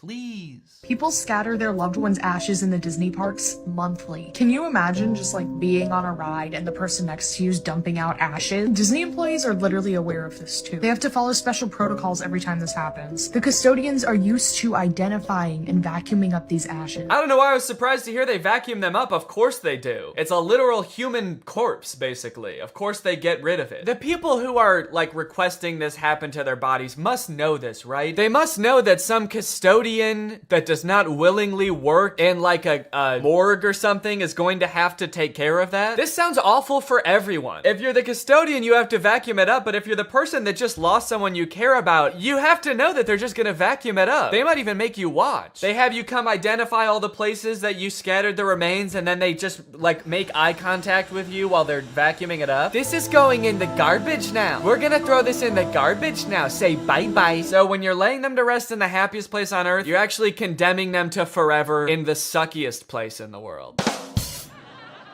Yes, that is a very funny joke. And people will put them anywhere too. Like flower beds, bushes, the lawn at Magic Kingdom, outside the park gates. Outside the park gates? They'll put this shit anywhere too, you know, outside the park gates, on the highway on the way home, the McDonald's across the street, Universal Studios, shit anywhere. It doesn't really matter. I feel so bad for the employees that have to deal with this, honestly. That would be so scary. Honestly, even as a patron, you know, I honestly like going to Disneyland every once in a while. I think it's pretty fun. But next time I go, I am going to be terrified that I'm like touching human remains at all times. Especially now knowing that they put them everywhere. I'm gonna be eating a turkey leg and wondering like, is this actually some guy's leg? They're most frequently dispersed around the Haunted Mansion, which is kind of perfect if you ask me. Okay, this girl's actually a little bit too into it. But now this whole ashes thing, which is not really an urban legend, is actually true, has actually spawned urban legends out of it, as you can see here. Have you heard of the legend of the crying boy at the Haunted Mansion in Disneyland? The story goes a mother spread her son's ashes without permission from Disneyland, and you can see him crying as you're exiting the ride. Spooky. I wonder why he's crying. Maybe because his ashes are in a vacuum. Maybe because he was a little boy and his mom spread his ashes in the scariest ride at Disneyland. The mom was like, yeah, my son used to love this ride. Every time we would get on it, he would be screaming and crying and shaking because he was so happy and excited. So I decided this is the perfect place for him to spend the rest of eternity. In a rundown castle of pure terror. It's what my darling little boy would have wanted. All in all, it seems to me that Disney, this giant corporation that owns like every media property known to man, has their grubby little fingers wrapped around people a little bit too tightly. It's like you already have every movie and TV show. Do you really need people like begging to spend their entire lives at your theme park also? But even still, with people spreading their loved ones' ashes at Disney, people trying to give birth at Disney just to get free tickets, Disney is still trying their best to immerse you in their parks as much as possible to make you never want to leave. Recently, Disney opened up the Galactic Star Cruiser Hotel, which is a Star Wars hotel and experience. I think it's like a 2 or 3 day long experience where you are like in this hotel. There's like a story that you have to follow about shit going on around you. It seems very immersive, and to a pretty big Star Wars fan, honestly, it sounds pretty cool. But it is also $5,000, and instead of windows, your room has a screen that just shows a video of outer space playing. So, you know, just keep that in mind that you might go insane while you're in this place. With no concept of night or day, you just have to adhere to the Star Wars pre-approved activities. There's like stormtroopers patrolling the halls at all times. It's kind of like they wanted to build a Star Wars hotel, but they built a prison instead. I read through some of the Google reviews for this hotel. It's only been open for a little bit, so there's not that much to go off of. And honestly, there are a lot of 5-star reviews of people who seemingly really enjoyed it. I did think that this review was really funny. This person gave it a 1 out of 5, and they said, thought the experience was fun, but not worth the price. There are too many missions to keep track of, and you are always missing something. It kind of seems like they got like too immersed in the story and like started to believe that they really needed to complete these missions. This sounds more like the review of a disgruntled employee that like works on a spaceship. There are too many fucking missions, man. There's too much shit to do. The hyperdrive is gonna fail, and I need to fix that, not to mention the First Order's breathing down my fucking neck trying to get me to give away the location of my comrade. This place is fucking stressful. I think my favorite thing I've seen come out of this Star Wars hotel is this apparently now deleted ad for the experience that says strike unlikely alliances in your very own Star Wars story. Apparently when you come in, you can decide if you want to be like on the good side or the bad side. So this, holy shit, this place is metal, dude. This goes hard. It's crazy to me that you actually can choose to be on the side of like the evil intergalactic fascists, basically. You and your preteen daughter can don First Order uniforms and betray one of your favorite characters' trusts Chewbacca, giving away his location and leading the First Order directly to him, who will take him away to be tortured and then eventually executed. It might be a little too immersive. It might be. We're gonna start hearing people come back and you're gonna be like, how was your trip? You went to the Star Wars hotel, right? And they'll be like, the guilt over my actions will haunt me forever. But I did what I had to do. It was honestly fucking sick. I loved it. And honestly, like, if someone offered to bring me there for free, would I go? Yes, I probably would. Yeah, honestly, I would like to go 100%. I would like to go. And as if living in an intergalactic life is curated by Disney. Oh gosh. I feel like we have so much chemistry together. Me too. This has been great. This date was a lot of fun. I really haven't connected with anyone like this in a long time. Fantastic. How likely would you be to recommend this experience to a friend? What? On a scale from 1 to 10, how would you rate my performance? Performance? I thought you were just like genuinely interested in me, like romantically. Oh, perfect. So a 10 then? I really opened up to you. And you opened up to me. That's all just part of the story living experience. It's Disney magic. So that whole story you told me about how sad you were that you had to release your pet into the wild because it had grown to be wild. That was the plot of The Fox and the Hound. What the fuck is wrong with you? Thank you for riding Disney's Love Connection. Please make sure you pick up all your belongings as you exit the ride. Are you an animatronic? Please do not try to fuck any of the animatronics. Are you on your all way out, and animatronic? Have a lovely day here at Am I the only person that Disney lives here? Anyway, that's the end of the video. It's time to talk about our sponsor. What's up? It's me, a hacker, and I'm so excited to steal your data because you don't have today's sponsor, ExpressVPN. You see, sending data over an unencrypted network is a lot like sending a postcard. There's no envelope to cover up your info and protect your sacred message. So any old creep with a little bit of basic computer knowledge and a little bit of free time can come along and check out all of your private information. I'm talking passwords, financial details, hell, emails. I'm gonna look at all of it. I'm doing it right now. Hey guys, I was just kidding. It's just me, Danny. Well, I wasn't kidding about most of it actually.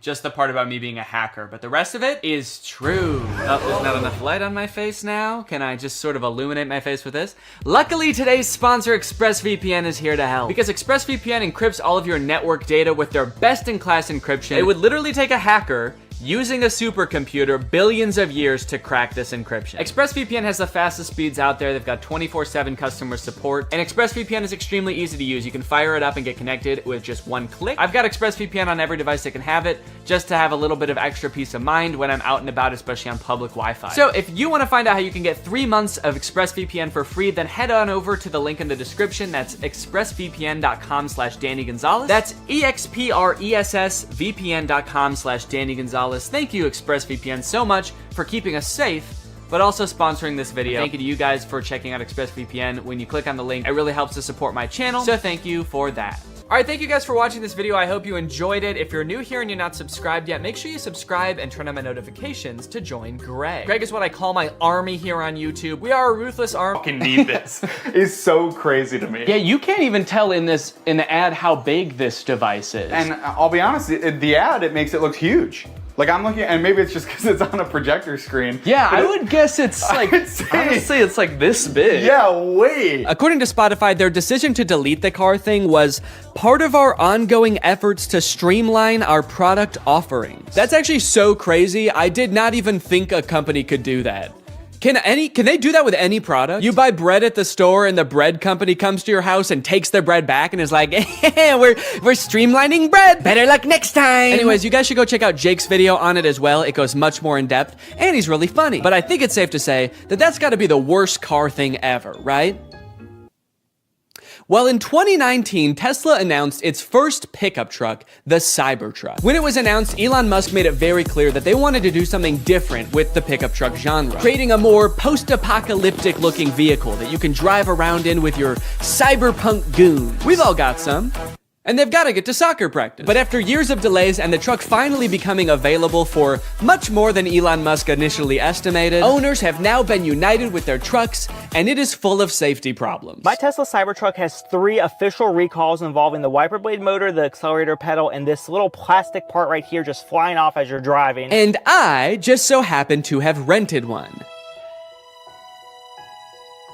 I tried to remain optimistic when I picked up the Cybertruck, and at first everything seemed fine.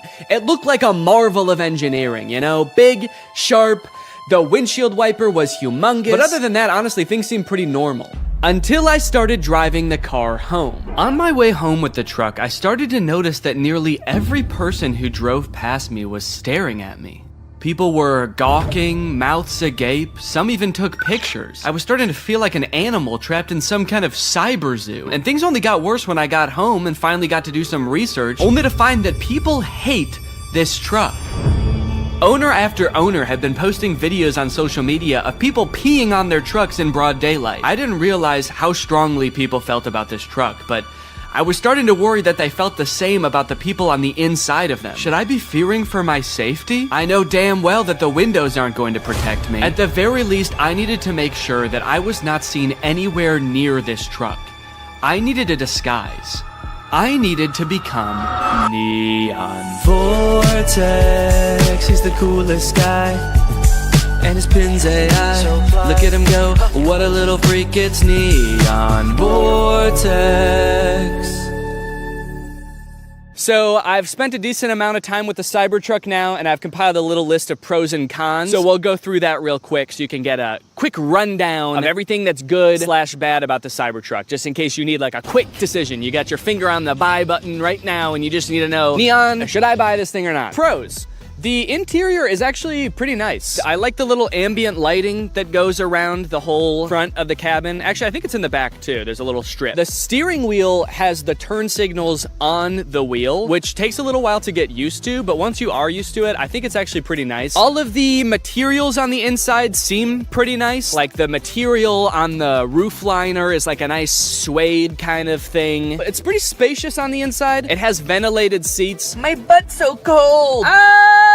I changed my mind. This is a con. Okay, cons. There are several things in the car that are too small and shaped oddly. The steering wheel is like tiny. And then the rear view mirror is also tiny. And to make matters worse, while the tonneau cover is closed, which is the little cover on the back of the truck bed, the rear view mirror is completely black because there's a thing in the way. Another con, this thing is sharp. If I ran into somebody, I would slice them in half with this car. I also feel like it being made out of stainless steel might be bad for its crash test rating in general, but also the fact that it's so sharp means that opening and closing doors is kind of uncomfortable. Because this car doesn't have any door handles, the way you open it is you have to push a button, then the door pops open a little bit, and you have to kind of reach your hand into the space where the car door has opened and pull it open. But since this car is made out of like weirdly cut stainless steel, it's kind of sharp in there when you open it. It's an unpleasant feeling on the hand, and you never really feel like you're grabbing it in the right place. This truck is wrapped in a matte black color, and one of the reasons the owner said he wrapped it is because you basically just grab this thing all over to open it, and there were fingerprints everywhere. Also, changing gears is a pain in the butt. It's actually a little thing that you slide on the screen. If you want to go forward, you slide the little truck forward. If you want to go backwards, you slide it backwards, which is not a huge deal if you're just driving from one place to another, because how often do you really change gears in the car anyway? But the second you have to do any kind of 3-point turn where you have to change gears more than once, it is such a pain. Bug just landed on my eyeball. One thing that's sort of a pro and a con is the rivet in the accelerator pedal. You see, when Tesla first started shipping the Cybertruck, owners began to realize pretty quickly that after a short time of use, the plate on the pedal could come loose while you're pushing it down all the way, then slide up and get wedged into the car, effectively trapping the accelerator pedal to the floor. Luckily, since this car is electric, the brake pedal can fully override the accelerator pedal, so if you get into this situation, just stay calm, hold down on the brake, and hopefully by the time you realize that, you haven't plowed through like a school field trip or something. Anyway, since this started happening, Tesla has recalled all the Cybertrucks to put rivets in the accelerator pedal. So the rivet is a pro in the sense that now your car will not decide to keep accelerating forever until the end of time, but it is also a con because if it needed this rivet in the first place and Tesla didn't catch this very simple issue before releasing them, what else might they have missed? Ooh, I know actually. Maybe the fact that the frunk chops fingers off. This is the frunk, or front trunk of the Cybertruck, and because it is super sharp and can close automatically, it is apparently basically a guillotine. When people with access to Cybertrucks started realizing this, TikTok, Twitter, YouTube were all flooded with videos of people testing it out with various fruits and vegetables, and it did not look good for the Cybertruck. Tesla took note of this and actually issued a safety update to the car's software fixing the issue.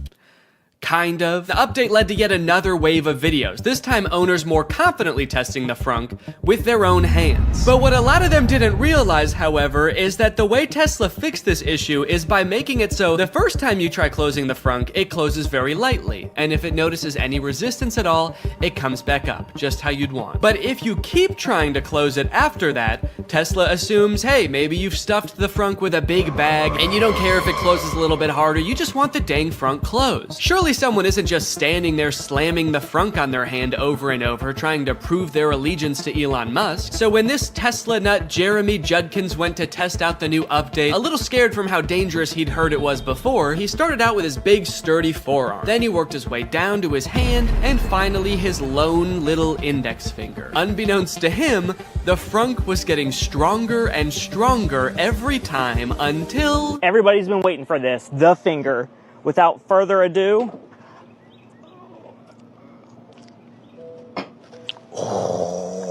I feared for my finger for a second, not gonna lie. That's kind of bad. Yeah, so I wasn't gonna test this out on my own hand, but I did try it with my shoe.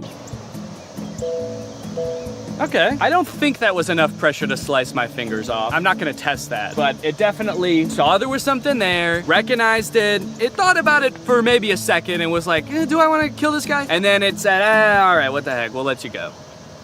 So that's nice. All right, driving test. It's time to take this thing out on the open road and kill somebody. One interesting thing right now is it says press to drive and it's showing a picture of the accelerator pedal. So I like that it kind of assumes that as a Cybertruck owner, you have no idea how to drive. The experience of driving a Cybertruck is a little different due to its unique steer-by-wire mechanism, which means the steering wheel is actually not physically controlling the wheels. It's doing it electronically, which means that it can do things like turn more sharply when you're in a parking lot and less sharply when you're at highway speeds. It's a cool idea in concept, I think, but it definitely took some getting used to, and also, I don't know, like, was this really a problem before?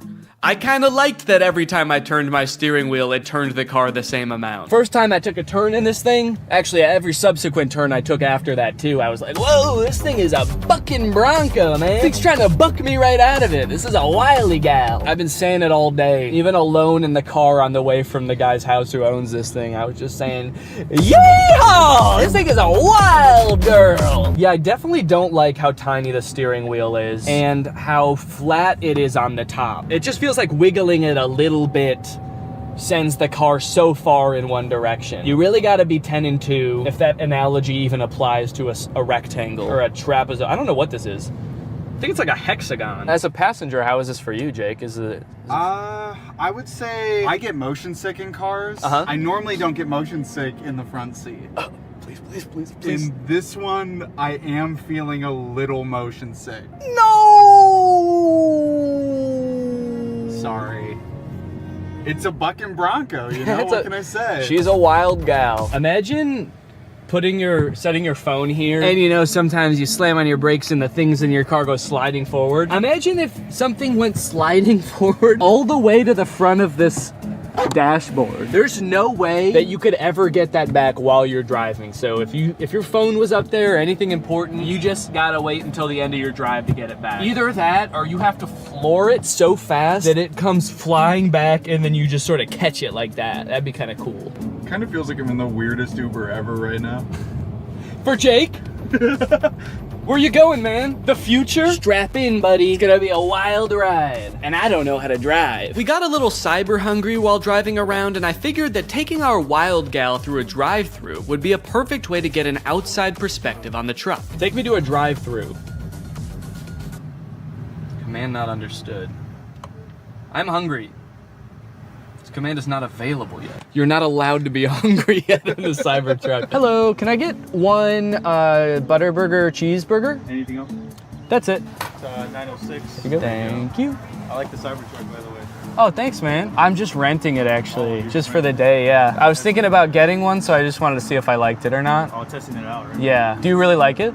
They look nice, yeah. Okay, yeah. Some people like it and some people hate it. I don't know if I really like it or not. Futuristic. Yeah. Nobody has that. Yeah. It's pretty cool, though. He looked kind of like he was gonna laugh at me when I first pulled up. He was nice about it, though. He said he liked it. Do you think he really liked it? I may never know whether that guy really liked the Cybertruck or if he was just being polite, or worse yet, sarcastic. But while we were sitting in an empty church parking lot enjoying our meal, we were confronted again, but this time in a much stranger way. As we were sitting there minding our own business, a woman pulled up beside us and just stared into the car for a good like 30 seconds. This is very confusing. Just looking. The windows of the truck are kind of tinted, so I didn't know if she could see us, but I was worried that she was like security for the church or something, and we weren't supposed to be there. So I rolled down the window to ask if everything was okay, and finally, she spoke. Hello. How's it going? Yeah. Oh, sure, yeah. Oh, that's so cute. Thank you. Yeah. Yeah, I can show you. Yeah, of course. I'm filming a YouTube video right now. That's why I'm dressed up all weird. So I showed her around the car for a little bit and she took a ton of pictures. Also, I had taken off my wig, so I looked even more insane, but she never questioned it. Then she told us that her grandchildren would love this. And they live pretty close by, so she asked how long we'd be there for. We said probably 10 minutes, and she said, 30 minutes? And we said, okay. And then we waited for 30 minutes while she went to go get her grandkids. Yeah, of course. Come on over. They did indeed love the Cybertruck. What do you think? You like it? Yeah, it's pretty cool. Yeah? Cool. We went all around it. They asked a ton of questions. Their grandmother kept telling them to wave at the camera. So the back is a truck. It's got a truck bed in the back. Oh, a gaming room. That's a good idea. I think this kid must watch a lot of Brent Rivera or something, because when he saw the back of the truck, he was like, oh my god, it's so big. You could fit a secret gaming room back here. And then when he saw the frunk, he was like, oh. My day is going well. May I please have my picture now? And they loved it. Faith in humanity restored. They even sent me another prompt. May I please have an image of an extremely obese Donald Trump eating KFC fried chicken? Yeah, I'm not doing that. Oh, I also forgot about this weird prompt. Can you film a video about today's sponsor? This video has been sponsored by HelloFresh. Guys, kickstart your fall with great meals from HelloFresh. They handle all the meal planning and shopping and deliver all the ingredients right to your door, so the only thing you have to do is cook. They do all the hard stuff, and you get to take the credit. A brand new season calls for brand new meals, which is why HelloFresh has a new lineup for fall with 40 weekly recipes that can fit your lifestyle no matter who you are. They've got veggie recipes, family-friendly recipes, and fit and wholesome recipes, so no matter who you are or what you like to eat, they've got something for you. Hey, I've got a lot going on right now.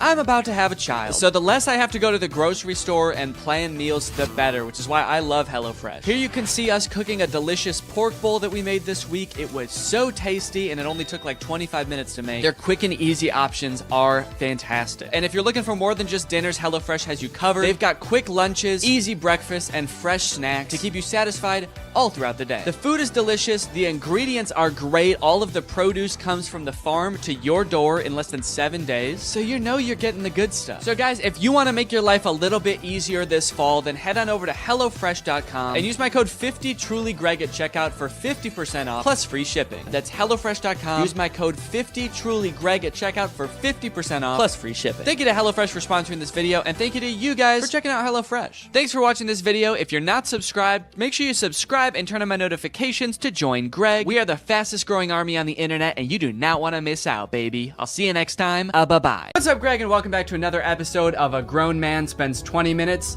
Making Fun of a Movie for Kids. You may have noticed something a little bit different.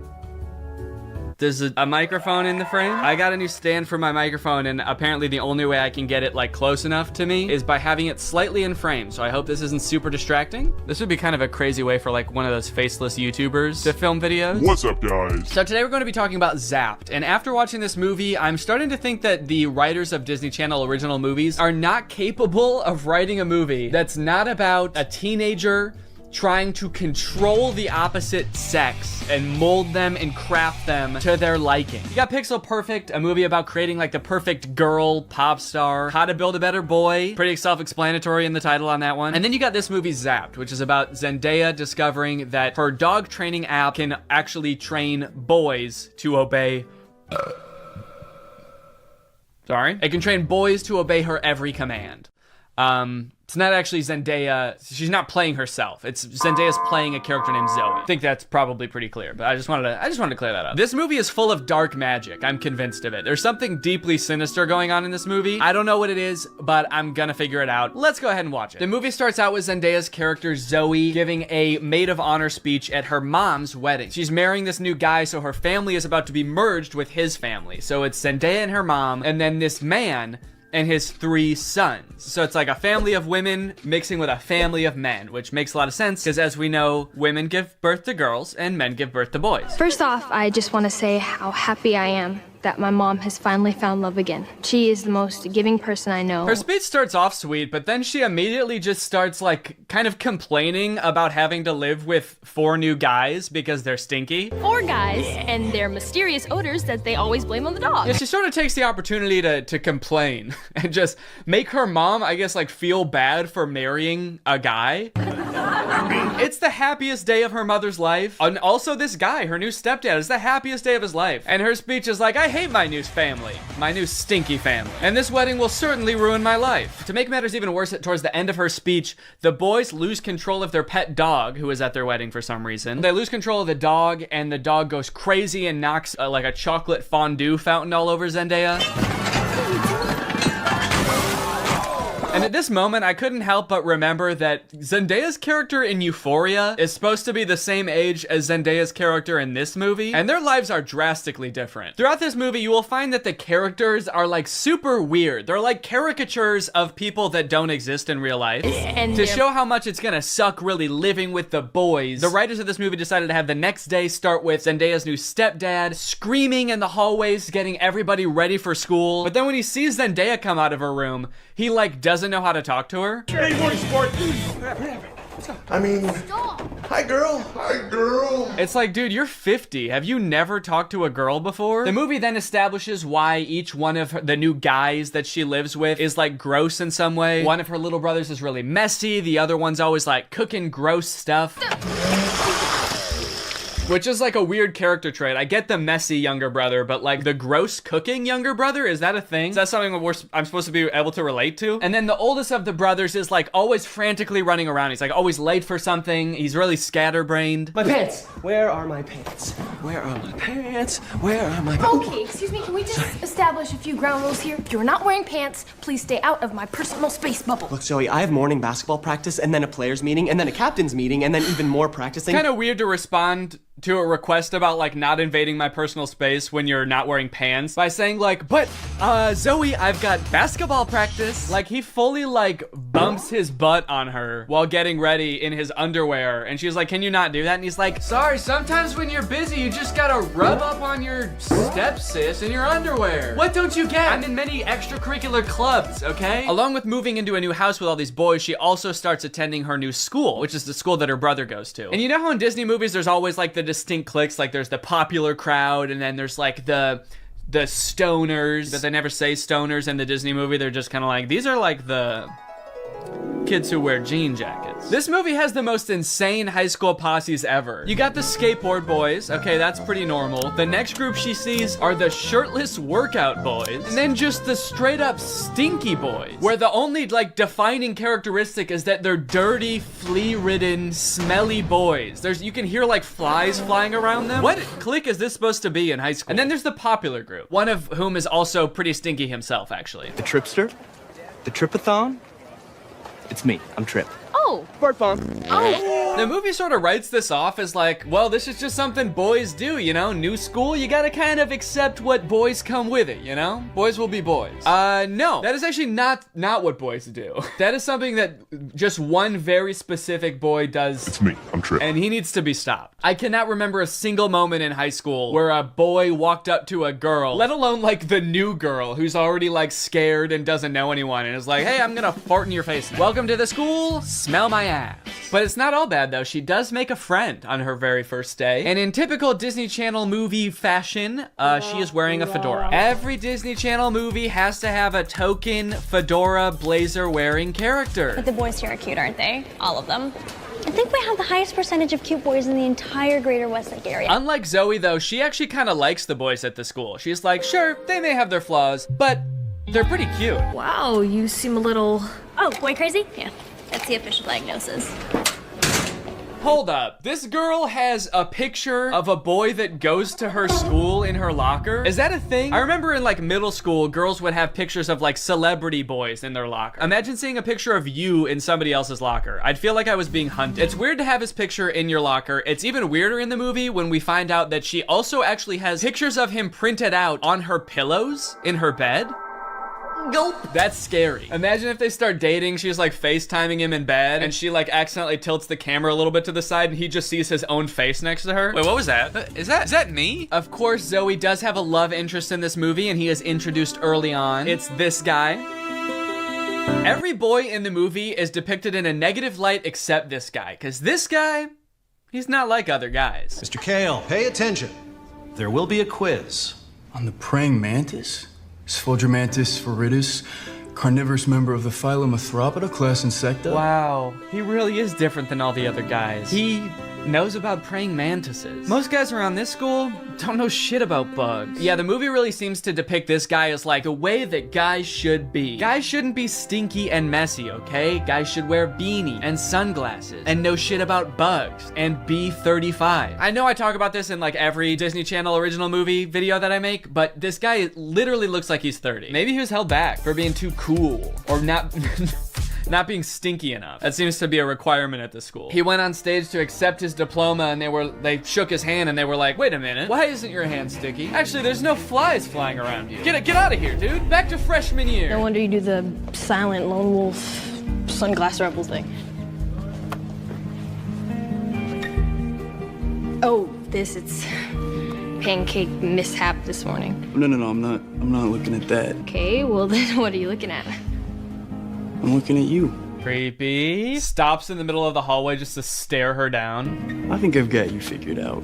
Oh, really? Yeah, I don't know, man. This just comes off as creepy to me. I guess this is supposed to be romantic, but it's not really romantic to me. Just scary. I can see inside you. Another one of the plot lines in this movie is that Zoe wants to join the dance team, but the girl who runs the dance team is like the popular mean girl. She doesn't want Zoe on the dance team because she's too good at dancing and it's gonna make her look bad or something. Anyway, by now you're probably wondering, when the frick does this app thing happen, right? When the frick does Zoe discover that the dog training app works on boys? Well, at first, it doesn't. Zoe's just trying to train the family dog because it's all just like the rest of the boys in the house. It's stinky. Gross. And it like destroys her room and shit. Breaks this thing that her dad gave to her. She downloads this app called Listen and Obey, which is kind of an ominous sounding app. Sit.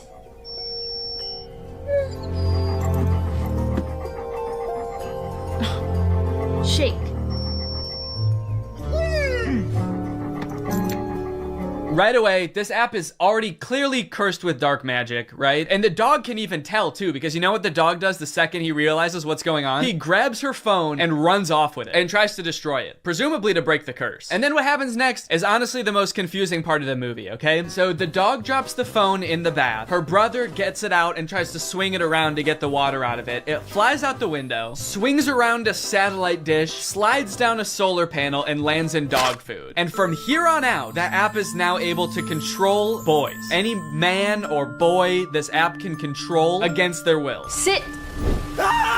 And at first, while watching this movie, I didn't even think it was that weird. I didn't even give it a second thought. I was just like, okay, yeah, so something magical happened and now it can control boys. That makes sense. But like, what? What happened to the phone? I don't understand how solar panels and satellite dish changes the app from dog-based to man-based. Like, you'd think at the very least something having to do with like men would happen to the phone. Like the phone lands in like a bucket of buffalo wings or like flies through a football field. I'm just curious to know if that fucked up other apps on the phone or if it's just the dog training app. Now Now whenever a boy likes one of my tweets, he goes into a coma for 3 years. And don't even get me started on the weather app, because every time I check that, boys start falling from the sky. Anyway, let's just say now that she's got the ability to control boys, she has a little bit of fun. Boys are acting weird. Dude, he farted twice in midair in such rapid succession. They added in 2 fart sound effects. Kind of impressive. I'm trying to imagine how she's gonna use the app to get herself out of this one. Stop farting. Take it back. Take the fart back. Suck it back up into your ass. Oh, how am I doing this? But no, she just uses the app to utterly humiliate him in front of his friends. Go to the bathroom.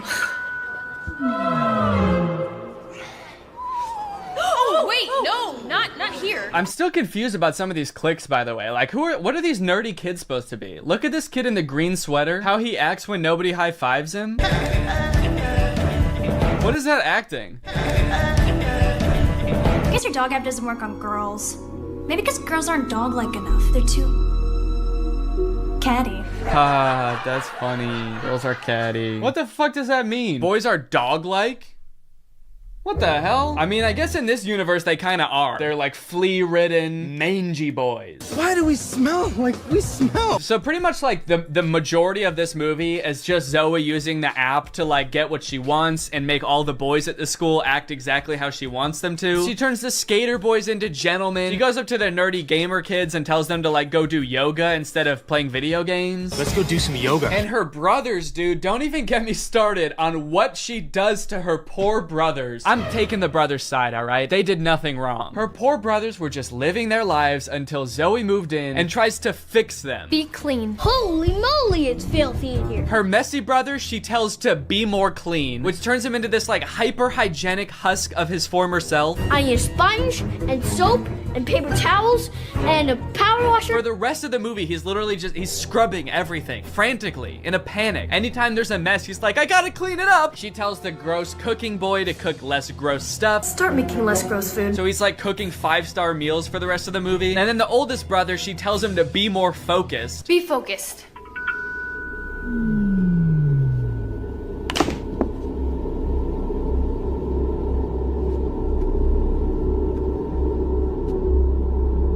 Lampshade. The boy is just like focused on inanimate objects for the rest of the movie. He's just like staring at a lamp or at the basketball net. She turns her own family into like mindless zombies and she's like, this is better. This is nice. It's creepy, dude. It's eerie, this movie. In all honesty, dude, this show walked so that WandaVision could run. This is basically WandaVision. In fact, since they're both owned by Disney, I wouldn't be surprised if this was in the same universe. This is like a prequel to WandaVision. This is where she gets the idea. It's kind of funny how low the stakes are considering the power that she holds. She could like take over Wall Street. She could get rich. She could make anybody do what she wants. Any man. She could fix every war. Create world peace. In fact, I think her friend says that at one point in the movie. She's like, we could end every war with this. And Zoe's just like, yeah, we could, but I simply will not. I think it's more important that my brother stares at a lamp for the rest of his life. That's kind of the shit I'm on. Things aren't nearly as terrible as they were.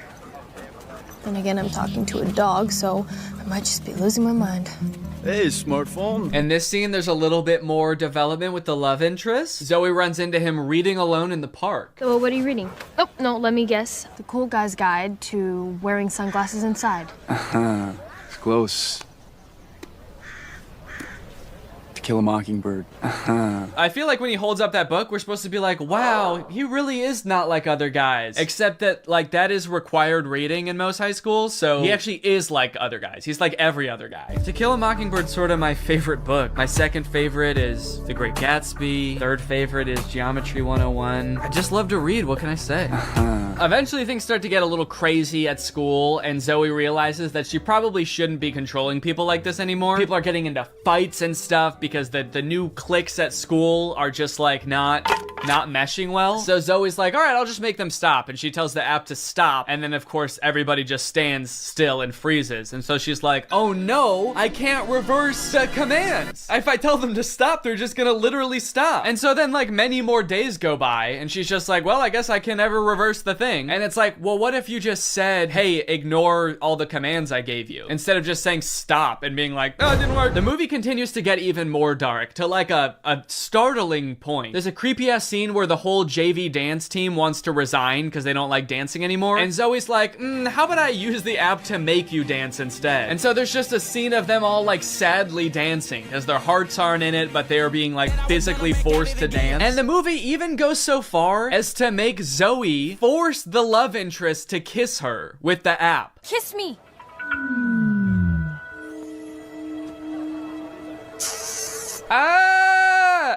She just forced a guy to kiss her. Disney, what are we doing here, dude? What's going on? We need to have a talk with the writers of these movies. Anyway, Zoe feels bad after this, and she gets all stressed because there is a college scout coming to the basketball game. But Zoe's brother obviously isn't playing very well because the only thing he can do is like stare at an object for hours at a time. Welcome to a new season of Husky basketball. The Huskies have been struggling with practice, and there's a college scout in the stands. So tonight's game could be a nail-biter. I like that the scout is writing stuff before the game even starts. What do you think he's writing? Ball round, court shiny, boys stinky. Just as the beginning of the movie made no sense, the ending also makes no sense. The phone falls into the wrong hands. The popular girl figures out that Zoe is using it to control people. I don't know how she figures it out. She just like sees Zoe holding it during dance practice and she's like, she's holding her phone while dancing? She must be using mind control. I gotta get that phone. Anyway, she steals the phone. At the basketball game, she just like starts making everybody obey her every command. Bow down to me. In order to get the phone back, Zoe's like, how about I just do whatever you want? I'll do anything you want. Just say the command. Hands. And then this happens. Roll over.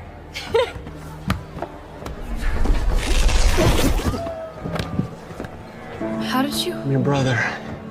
We stick together. Sorry, what? He just broke the curse. Like the spell that everyone is under. He just like got up and he's like, I'll do it with you. I'm your brother. Don't worry about it. It's like, I'm sorry, is that what breaks the curse? Being a brother? Being her brother? And then eventually like her whole family is able to resist the app and get on the ground with her and start doing it. And it embarrasses the popular girl. And they, like the only explanation for it is this. Why isn't this working? Because everyone knows you can never make a dog turn against its own pack. The rules to this movie, the lore does not make sense. I guess that's just how Disney Channel movies go. In the end, everyone sort of learns that like, hey, girls have things that girls do that are weird to boys, and boys do things that are weird to girls. And that's just how we need to leave it. Which in some sense I would agree with. Not in this movie though. The boys are disgusting in this movie. They need to change something about themselves. I think that there could be some middle ground between her mind controlling them and them just being utterly repulsive. Anyway, the moral of the story is like Zoe realizes that she is not God and should not have unilateral control over everyone's lives, and they all live happily ever after. Well guys, we may never be able to control boys using our smartphones, but you know what we can control? Our money. Thanks to today's sponsor, Current. Do a flip. Do a backflip. Sit. Speak. I love you, Father. Good boy. That's right, guys. Today's video has been sponsored by Current. Current is the future of mobile banking. You guys have heard me talk about how awesome Current is before, how flexible they are, how transparent they are with things like no hidden fees. But today, I've got something new to talk about, and that's interest. Because Current just launched a new feature called Interest where you can earn 4% APY on your money. That's 4% for your money literally just sitting there. That's right, you don't gotta be throwing money at the stock market or buying NFTs and investing in cryptocurrency to get some return on your money. With Current's interest feature, you literally just get 4% for your money just sitting there. And as if that's not already enough reason to start using Current, I am once again going to be giving away $5,000 with Current's help. So go ahead, download Current, make an account, use the code DANNYINTEREST for a chance to win, and so you don't miss out on that 4%. Signing up for Current is totally free to do. You can do it right now. So honestly, there's really no reason not to. All right, well, thank you to Current for sponsoring this video, and thank you to you guys for checking out Current. They've been a long-time sponsor of the channel. They've helped me do some amazing things, so make sure you check them out, and goodbye. Bye. All right, guys, I'll admit I am very late to this topic, potentially even like a month late, depending on when this video comes out, but in my defense, I'm a dad now, all right? I have a baby. He's 5 months old. I have better things to do than sitting here talking to a camera alone in my room. Like watching Jason Nash live stream on TikTok. All right, Sandra, thank you for the money. Kevin, thank you for the money. Can you guys send me $1 million? Turns out I can do both at the same time though, so now I'm here. If you've been on TikTok lately, there's a good chance you've seen former Vlog Squad member Jason Nash constantly live streaming, compulsively urging his fans to send him money. I know I have. A lot. This man is constantly live. Here we go, 118. Guys, don't forget to follow my podcast, All Good Things Podcast. We just spoke about it. We need... If you enjoyed that 30 seconds of silence, guys, make sure to go check out my podcast. You're gonna love that.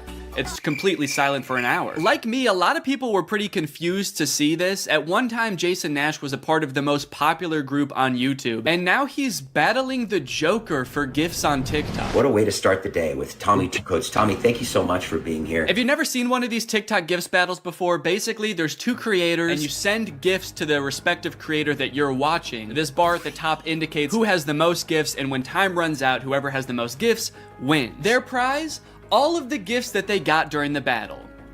And then the second place person also wins all the gifts that they got during that battle. So needless to say, there's a lot at stake. This is a live stream where Jason is actually battling his wife, Naveen. Why don't you come down in the room? I'll let you in. You can come back in the house now. Yeah, come back in the house, man. You look like Batman standing over the city. Now, hang on. If they're married, aren't the gifts just going to both of them? What kind of charade is this? Now, at first I kind of assumed that most of the people watching these live streams were children. And I was like, ooh, that is super weird, just like asking children for money. You're basically just asking them to steal their parents' credit cards. In a way, I sort of thought of Jason Nash as like a babysitter, but he's also babysitting 1,000 other kids. And if you start choking, he's not gonna call 911 because he can't see you. But after tuning into a few of his streams and actually like clicking on some of the profiles of people watching, I realized that it's actually mostly adults, which was very surprising to me. Guys, what are we doing here? Stop that. I promise you there are like 1 billion other better uses for your money than helping Jason Nash's wife crush him in a gift battle. Fun as it may be. The reason I wanted to make this video is because I think that it's kind of a very interesting look at the career span of a creator. It's a pretty new career, all things considered. And like nobody's been a full-time online creator for 40 years. So we don't really know how long this career is supposed to last or how it will evolve over time. So I think it's worth looking at why Jason Nash is here. Between the years of 2016 and 2020, David Dobrik was seemingly at the top of the YouTube ecosystem. What started as David just sort of goofing around and filming his friends as up-and-coming content creators quickly turned into partying all the time, collabing with huge celebrities, huge giveaways, and giant sponsorship deals. And if you didn't watch the vlogs around this time, you might think that David was like the biggest part of them, but it was actually more his friends doing the heavy lifting. David was always behind the camera, and sure, he would laugh a lot, and you'd hear him laugh. But I really feel like the reason people tuned in was sort of to live vicariously through David and experience the goofiness that was all of his friends. So while all of the vlogs were on David's channel and David was inevitably the most popular member of the Vlog Squad, I really feel like he owes most of his success to his friend group. But it was a fun time. I watched a lot of the vlogs back in the day and I really enjoyed them. It felt like you were a part of this friend group. And in a lot of ways, you were like the members of the Vlog Squad, because like the members of the Vlog Squad, you also were not getting paid for your appearances in the videos, which is something that I always found kind of weird. David's friends never got any sort of payment. Their only payment was in exposure. And so what kind of ended up happening was, because everybody else around David wanted to launch their careers off of David's vlogs, they all started vlogging too. But because they would always be hanging out together, all of their vlogs seemed to be just like the same situation from a bunch of different angles, and everybody was holding vlog cameras. It got pretty out of hand for a while there. Eventually though, during the pandemic, a bunch of stuff happened that caused David to take a step back from vlogging. Mainly a bunch of scary accusations about one of his best friends, Dom, and also him almost killing one of his other best friends, Jeff Wittick, by slamming him into the side of an excavator. After losing a bunch of followers and probably more importantly a bunch of sponsors, David posted an apology saying he was gonna do better. He said he was gonna take steps to make sure his vlogs were a safer environment for the people in them. And I want to be able to have a place of checks and balances. I want to have HR. If he had to choose between quitting vlogging or doing it safer with an HR team, he was gonna do that. And then he quit vlogging. Currently, David is still presumably very rich. The only place he really posts is on Snapchat, and from what I can tell, he mostly just goes around and tours really expensive houses and parties a lot. He doesn't seem to have any ambitions of creating more content on YouTube. In a lot of ways, he's sort of like the Great Gatsby of social media now. But without David sort of manning the ship that was the Vlog Squad, a lot of the other members basically had to figure out other avenues and other ways to make money and maintain their following after the vlog ended. Zane and Heath have a pretty successful podcast now, so does Jeff Wittick. Carly and Aaron, I believe, have a podcast too. But I feel like Jason Nash out of the entire group is having the most trouble adjusting to the post-vlog era. He has a podcast, but it's definitely not getting the same numbers that his podcast with David did, views, back in the day, which David also quit. Despite them, I think, getting a bunch of really great offers that would have changed Jason's life, David decided to quit because he didn't want to do that anymore. He wanted to be the Great Gatsby. So Jason has now been left to fend for himself, and it seems like TikTok gift streaming is what he has turned to. You excited to go to dinner?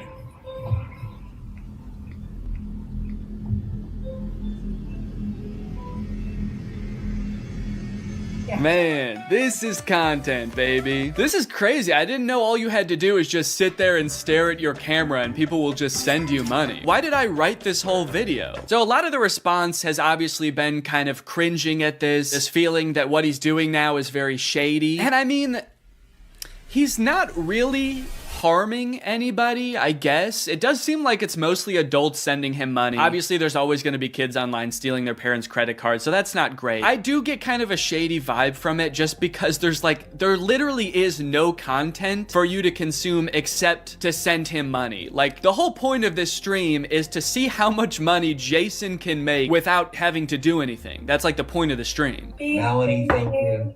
Let's go. And you could argue that Twitch streaming has donations and, you know, a bunch of other live streaming does too. But I would argue that there's at least some content behind that. Someone's playing a video game or they're doing a podcast live and the donations are just a little bit extra on top. It's not the content itself. I've also seen a lot of people wondering, like, wait, isn't David super generous? During his vlogs, he was always giving away cars. He was paying for people's weddings, just like handing out PlayStations to people on the street. Surely he could just help Jason if he's struggling financially, right?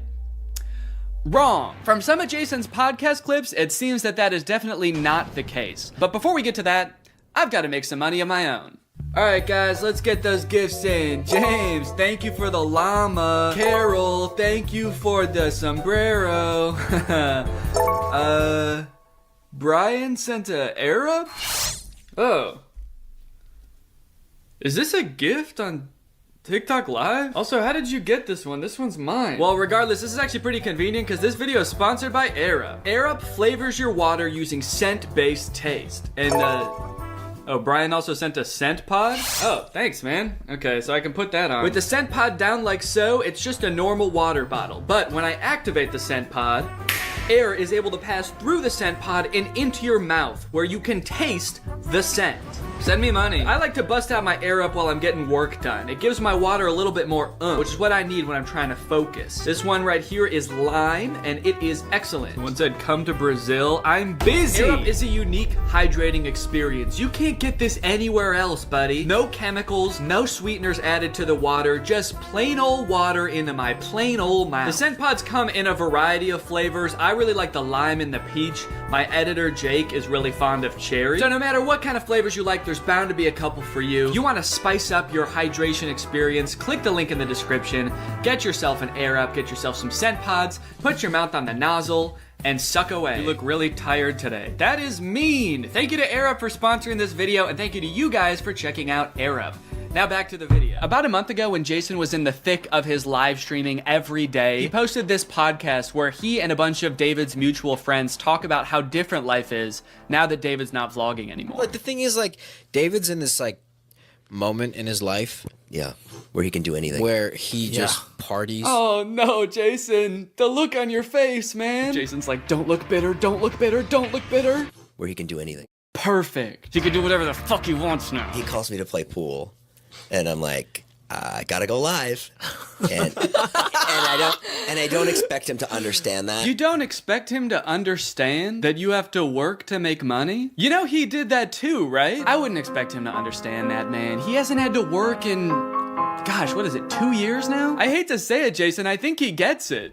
I just don't think he cares. Like, I'll say things like, I'm losing my house. and he'll be like, oh, but just come play pool. I just don't think he cares. Dude, Jason, haven't you learned anything from being friends with a popular YouTuber? You just told him you might lose your house, and he invites you over. You think he really wants to play pool, dude? He's probably gonna Mr. Beast you. He's probably inviting you over so he can, like, surprise you with a new house. He might make you do Squid Games for it, but you have a chance to win a new house. Maybe he'll give you a new car. Or, you know, surprise you with his new car like he did that one time. My surprise to you is that I'm buying myself a car. I know, right? That was cool. I will say it is interesting that David seemingly stopped doing the extravagant giveaways once he stopped doing the vlog. I wonder what the correlation there is. That's kind of weird. There was a great TikTok that he sent, which was like some guy. It's just the guy that has like a lot of money and can do anything all day. He's like, oh, Diplo's having a party tonight? And like, and it's literally like things that David has said. David sent Jason a TikTok of a rich, out-of-touch guy being like, oh my god, dude, this is so me. Dude, look at this TikTok. This is so me. That moment when you're rich and you're partying with Diplo and you're talking about how much you hate Jason Nash and how poor Jason Nash is. Guys, comment below if you found this relatable. But if you think about it, though, from 18 to like what, 23, 24.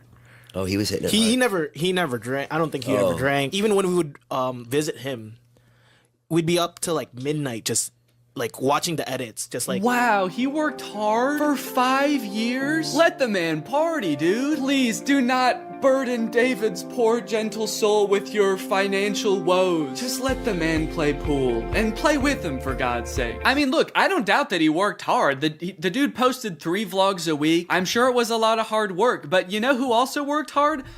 Everybody in his vlogs. I mean, that dude just said it himself. They all stayed up with him until midnight watching the edits to make sure they were good. This was a group endeavor. And I know what people say. They say like, well, David gave them the opportunities, you know? He didn't have to make them famous.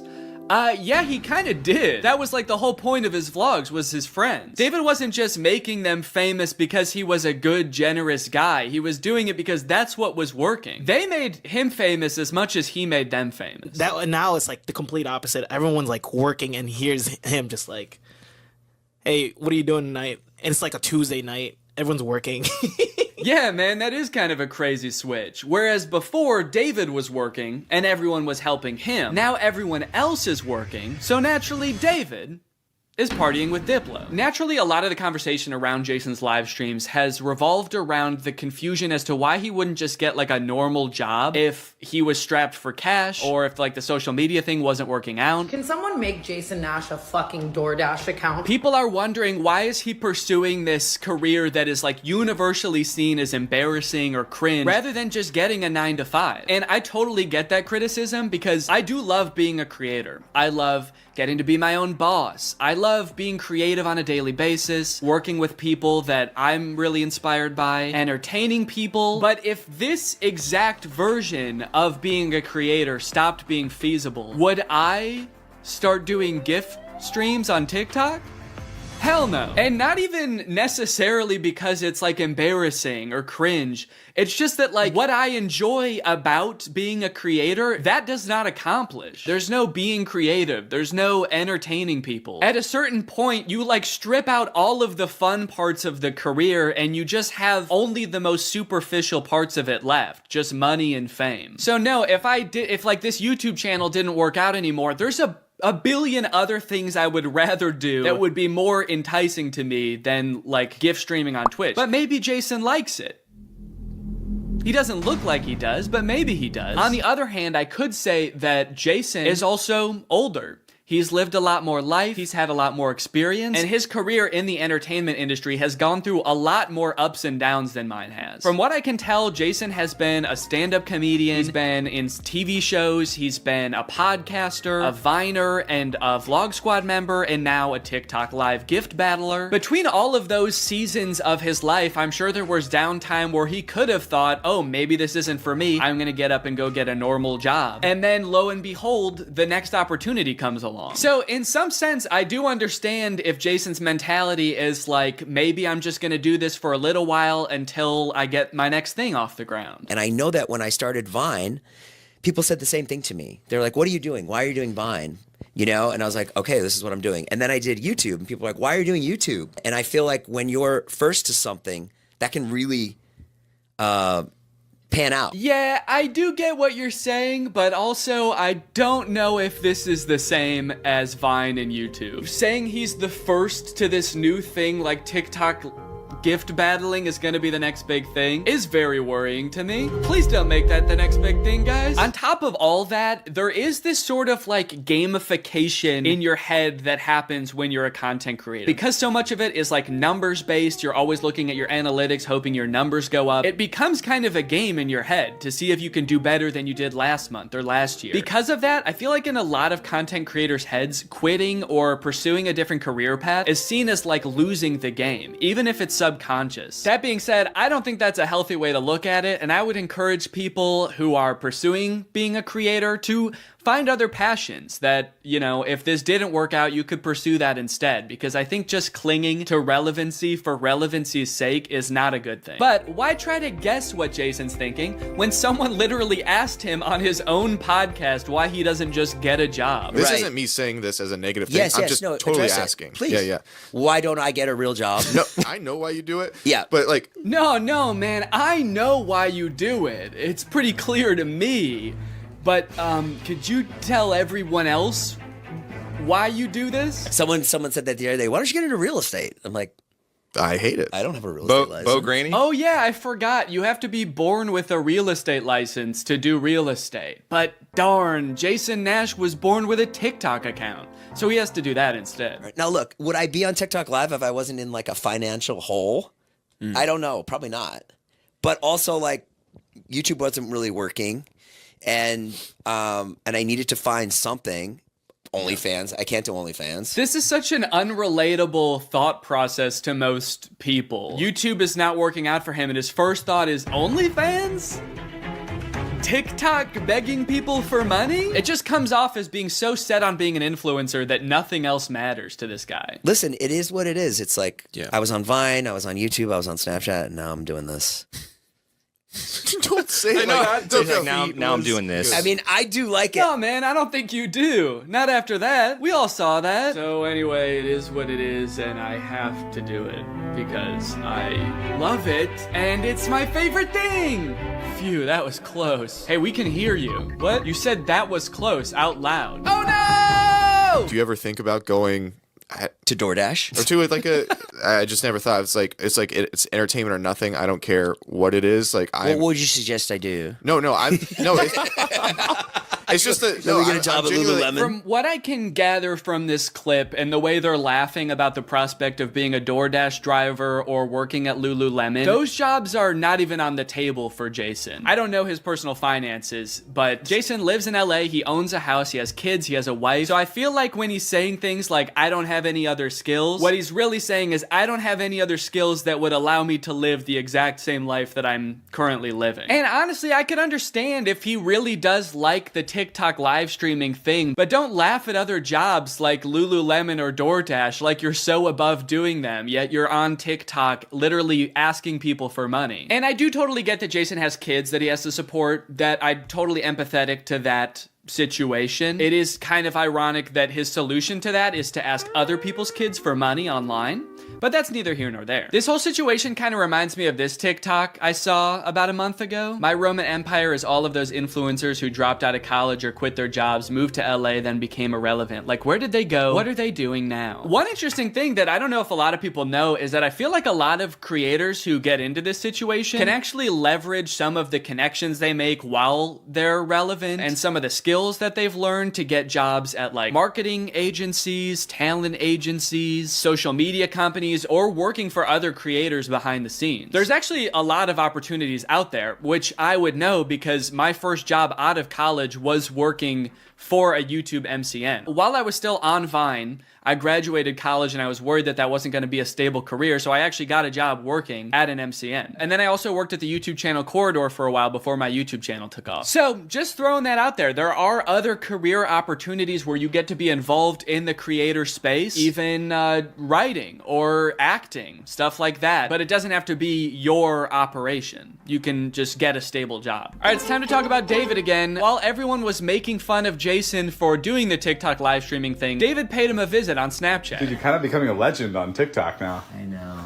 Not in a good way. Yeah, but I think it's fun. No, man, this is a great look. This is awesome. Multi-millionaire visits former unpaid employee wearing a crown to make fun of his new job. David, do you know why, perchance, Jason has to do the TikTok live streaming? Have you thought about that at all? During your long nights of playing pool? Bye, guys. Thanks for having us over in your, Bye, guys. in your little hobbit home. And